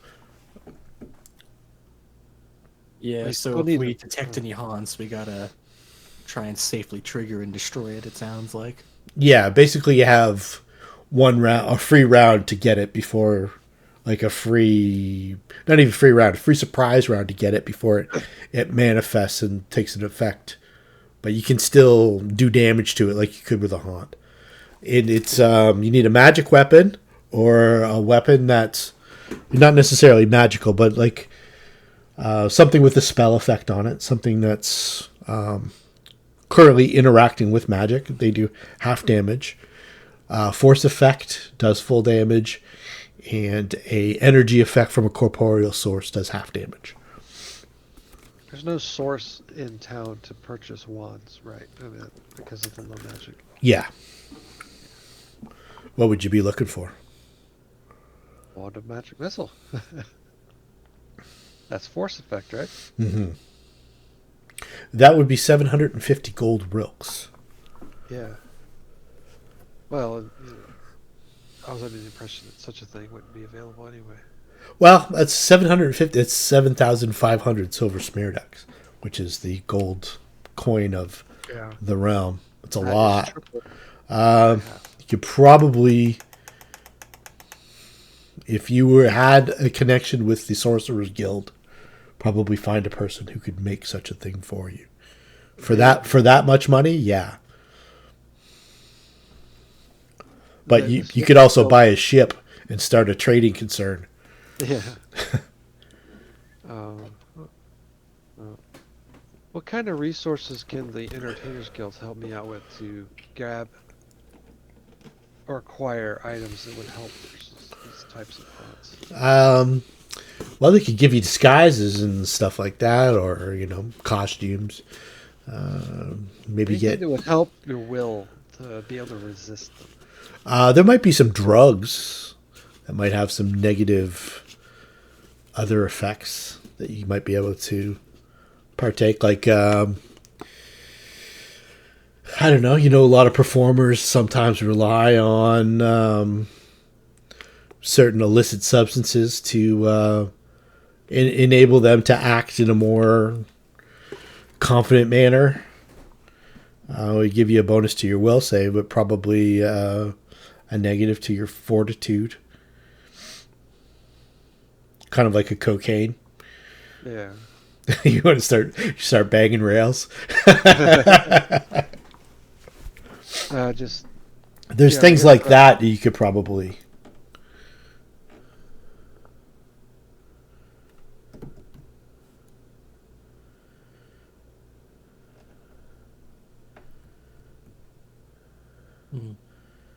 So, if I heard what you said correctly, when we spot the haunt, it takes a round for it to activate? You get a surprise, like a haunt. The regular mechanics of a haunt, it manifests on the initiative count of 10 in the surprise round. If you've perceived it with the DC 20 or with the, say, detect magic, then you get to act in the surprise round. Now your initiative count has to beat 10. And then you get one action in the surprise round. It's at that point that you could potentially destroy it before it actually manifests, just like a regular haunt, where you're not throwing holy water or channeling energy to destroy it or doing cure spells. You're trying to do a force effect or do damage from an energy or a magical source. Incorporeal, but not undead. Yeah. Yeah. So that's these things. This is a new kind of mechanic just for this one adventure that I thought was kind of cool. So if we can spot them and destroy them before they activate it, or at the very least coax them to activate without putting too many people at harm. Yeah, like Aevus, she forestalled the actual effect of the swarm by acting the way she did, which is good because you're taking a D6 damage every round and a poison save. And a nauseated save. So her fast acting and that kind of stuff meant that you got to avoid all those effects of the spider swarm. Like each one's going to be a little different. It's a chance for you guys to maybe stretch out a little bit and be creative. Or the DM's going to get you. Yeah. Well, I'll try and give as many clues as possible, though. I know a lot of this is kind of like, this is new. This is this effect here was for this adventure. This is a published Pathfinder adventure, and this mechanic was for this one specifically. So it's not something that I expect you guys to have interacted with before in the game. Which is kind of neat because I want Lankhmar to kind of have that vibe. Everything's kind of new. You can kind of try different things with different things. We can play around with magic a little bit. My brain just thought of a better explanation for what the Temple of Vita looks like. Lay it on me. Have you ever watched or played the Hogwarts Legacy game? And you walk into the Hufflepuff house? It's kind of what it feels like. I'm not I familiar. don't know if people have... Let me see if I can find an image for you. But it's really pretty. I know I've seen the Harry Potter movies, but I'm not like into it.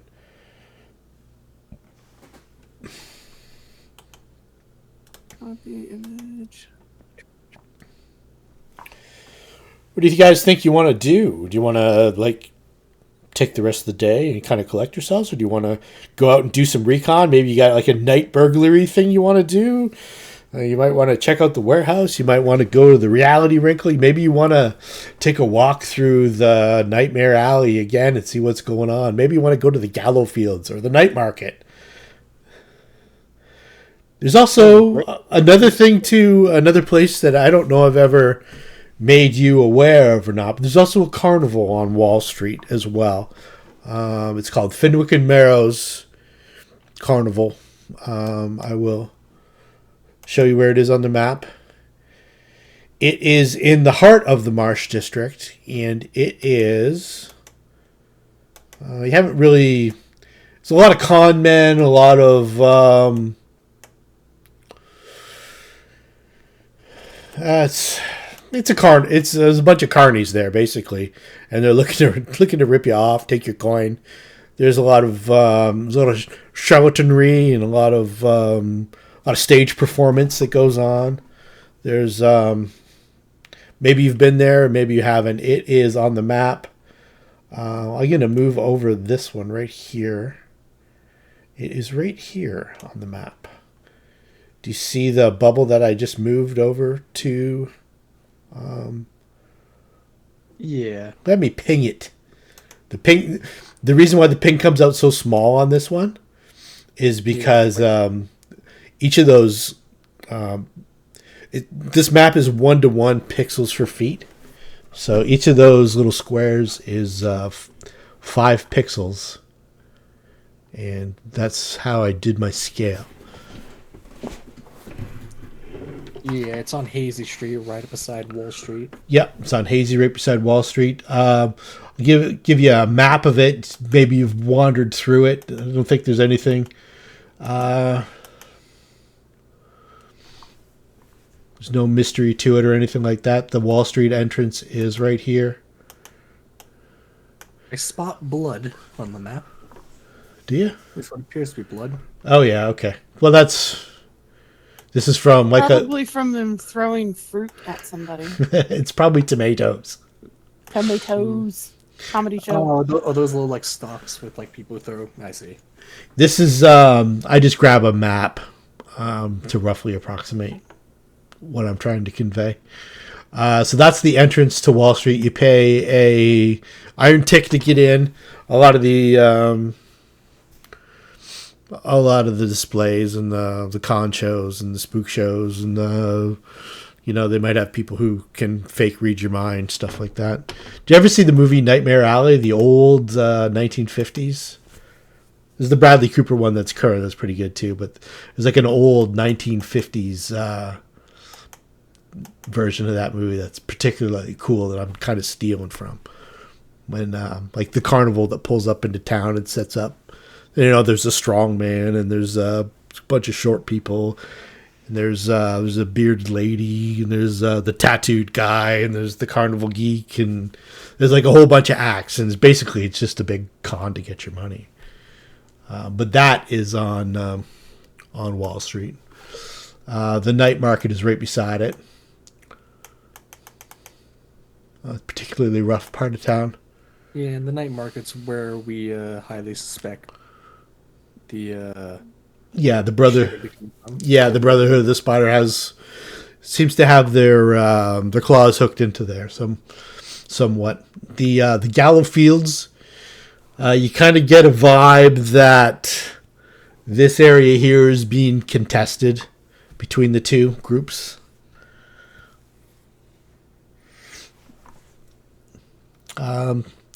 Doesn't seem to be anybody firmly in control of this block or anything.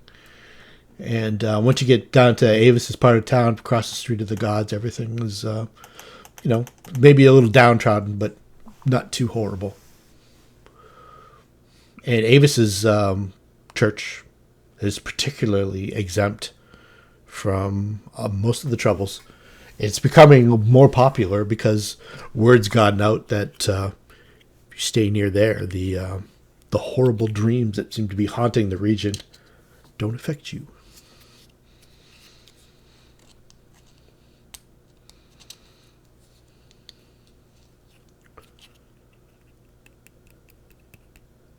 People like to not have nightmares. People like to have a good night's sleep. It's a shame it's not a bigger church, and it's a shame that there's not more rooms for beds and stuff like that.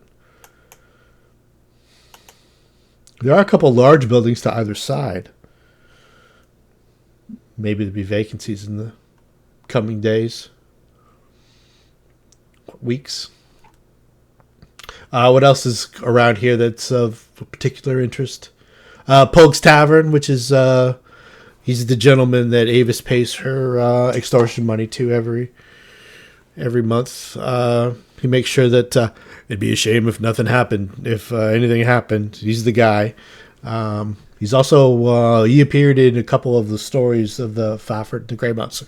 The Grey Mouser spent a time as one of Pogue's enforcers. So they're not to be trifled with, but they seem to be decent at making sure that no harm comes to those who pay up. As Aevus hasn't had any problems with people on the street since she's been regularly making her payments. What else is in the area? There's Ledbetter's Apothecary is not too far from the back end of Nightmare Alley. There's a large building that cuts it off on the east side of the street. On the east side of the Swan Row Courthouse is an alley that continues out into the Gallow Fields. Beyond that, if you probably navigate your way through that building, it's in like an old broken down tenement, and you come out to an alleyway where you could access Wall Street and Ledbetter's, which is down here. That's where you guys are selling the doppelganger bodies, and he was providing you with potions of cure light wounds. So you got to get the vibe that he's maybe he's got some alchemy licks, and he for certain people that he knows, he might be able to surreptitiously transact for certain things that the Guild of Sorcerers might frown upon. He seems to be amenable to that kind of thing. Anything else in the area that seems to be of specific interest? I don't know. You have a lot to think about. Perhaps too much. The DM wonders.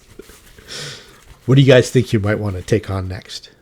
Arthur is quite interested in dealing with the other two sorcerers because he does like the idea of getting into the good graces of the Sorcerers Guild. Okay. Well, one source is probably the warehouse. Yeah, the warehouse seems to have some sort of tie, if nothing else. Well, that's where they found the book that seems somehow connected to Frel's death. And the description of the book was not unlike the Book of Eibon. Wasn't precisely the Book of Eibon, but had the same scale and dimension. Yeah, but the book's not there anymore. Book's not there anymore. Not that you know of. I mean, neither was Frel's body. I'm not sure where that would have been taken. Or who would know about the circumstances of the death.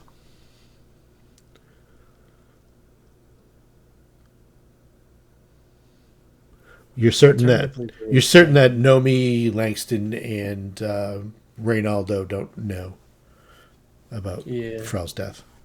Another alternative was the night market, right? The night market, yep. You just kind of poking around in the dark there. You've done that a couple times now.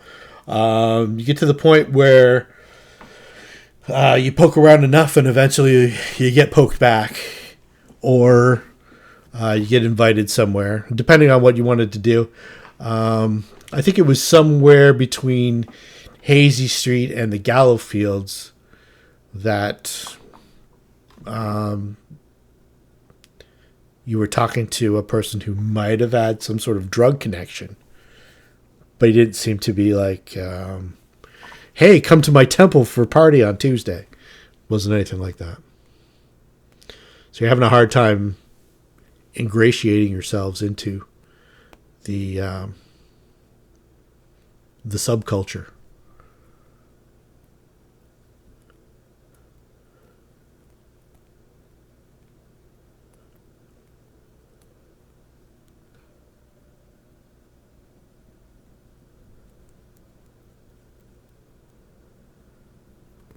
The festival's lasting all month, right? Yeah, festival's going on.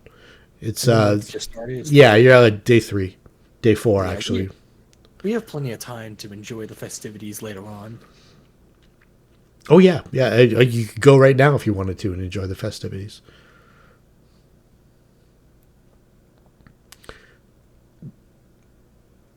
I'm not sure. You could probably also just walk around and get looks at things too if you wanted to. Just like take a quick case of whatever. What do the others want to do?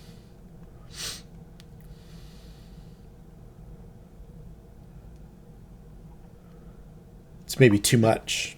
If our goal is to go into the warehouse and we know that there's going to be these magical haunts, I need to do something to make myself more useful. So If we can identify those haunts and destroy them, or at the very least heavily damage them before they're too big a threat, that's one way of working with it. right, but I have nothing on me that can damage them. You have your weapons. You can just cast light spell on them. You can damage them. Enchant them somehow with a magical effect. Means that they're magic. It doesn't give you a bonus +1 or damage or anything like that, but Yeah, and the haunts do not seem like they're too durable. At least not that last one. well, the last one took about 25 points of damage to kill.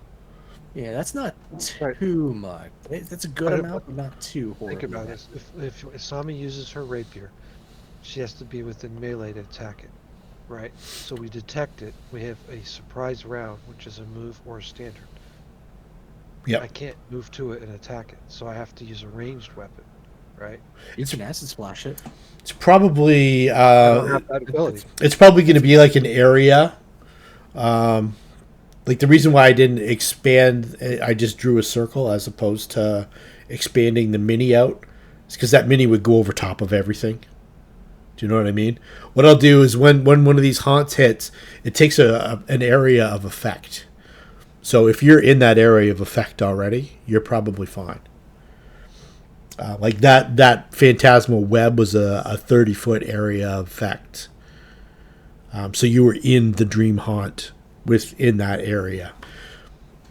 So if you had like a light spell on your, say, your cold iron My poker. weapon's not cold iron. Oh, that's Zed. Yeah, so if Zed had the cold iron poker. With Yes, I have a masterwork short sword. okay. Well, if you'd had like any kind of spell that you could put on that, makes it enchanted. For the purposes of this game. Okay. But if I was using a sling or a crossbow, that the ammunition would need to be that enchantment, right? Yeah. What kind of cantrips do you have? Well, light. Light was what we were using before. Yeah, light. Right. But I would need to cast light on the ammunition, not the weapon. We're saying, what? Do you have any offensive cantrips? Can't. No. I don't.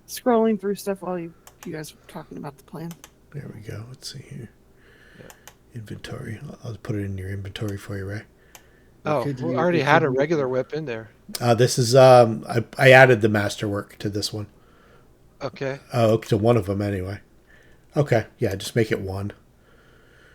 I love the idea that here we're we gonna go. hit 8th before we get any of the like big sick like magic items. Yeah, I don't know if there's going to be any magic items, which is kind of cool. So,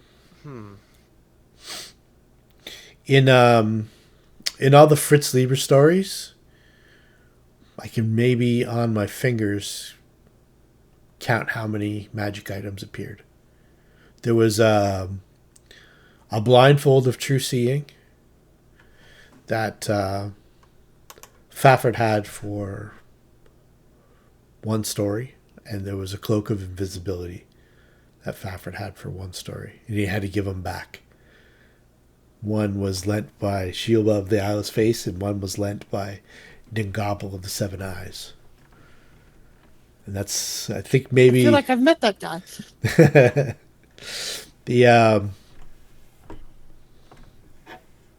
It's kind of...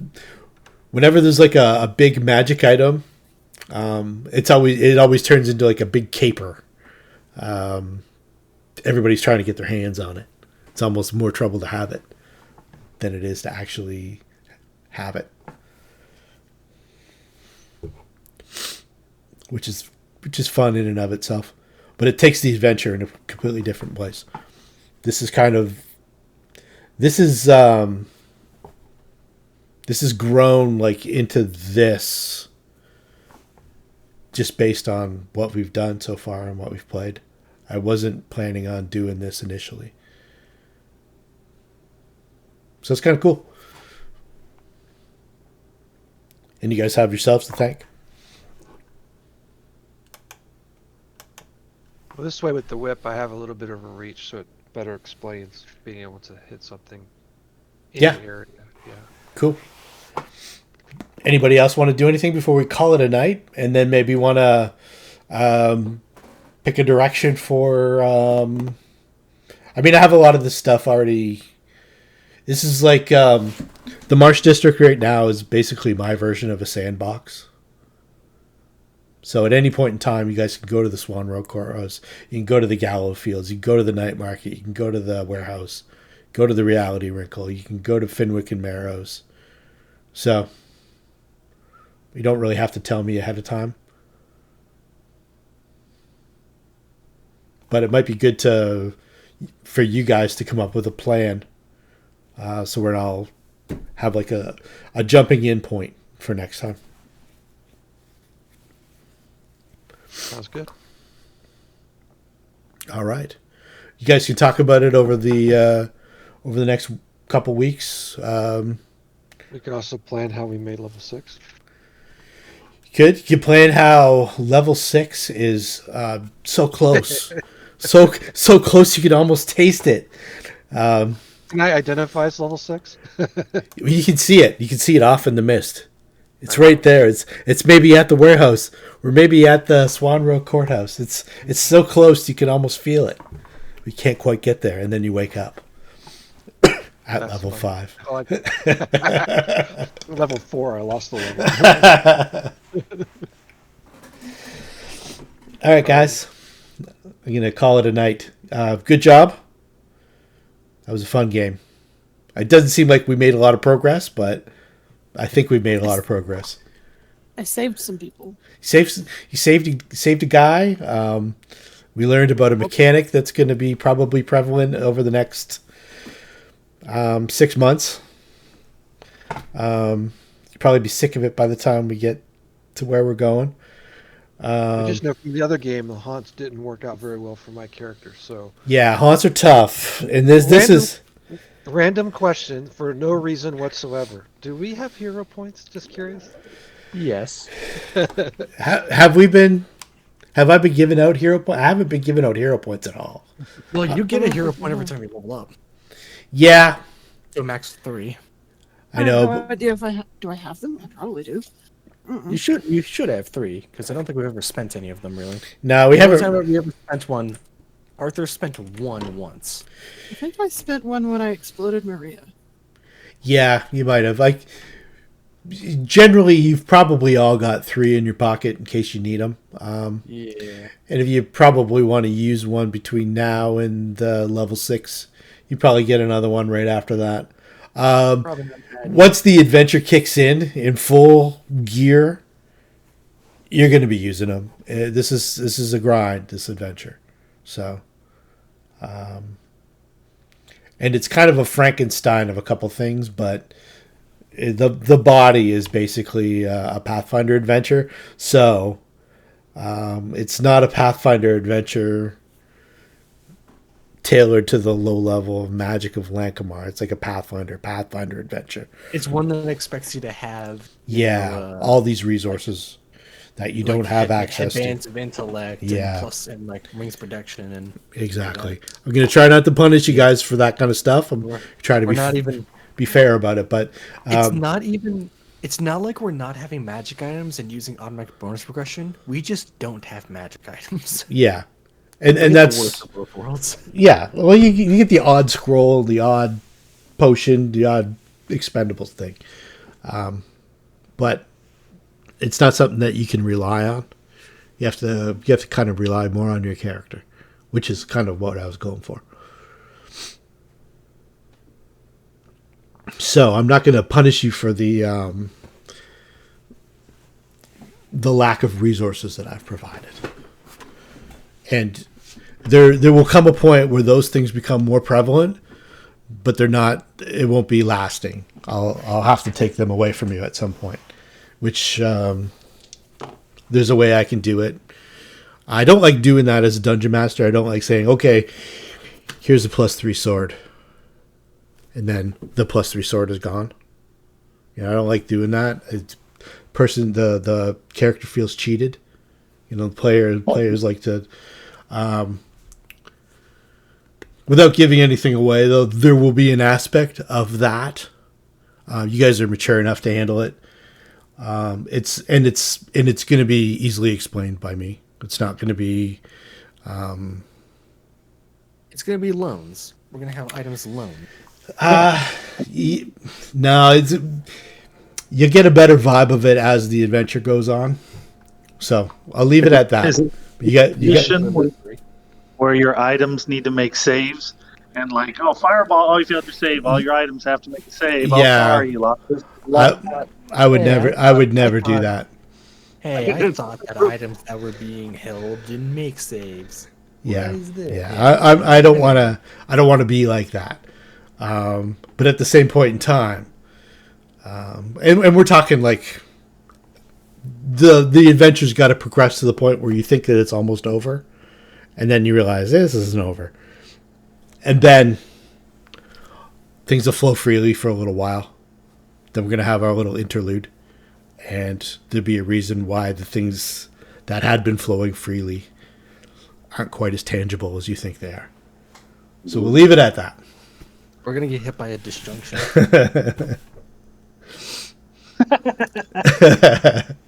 But thanks for playing, guys, and we'll see you in 2 weeks. But like I say, talk amongst yourselves. Try and figure out a course that you want to take, where you want to go. That way we can just jump right in and start banging these things out. We're supposed to have a plan, right? Got it. Or, just my character wants to go here. That's all we really need. And then we can just go one at a time, or we can split the party, or we can go in a group. Splitting the party sounds like a terrible idea. There'll be a time, too. So, like I said, it's a big city. All right, y'all have a good night. All right. Good night, everybody. The only Right, farewell.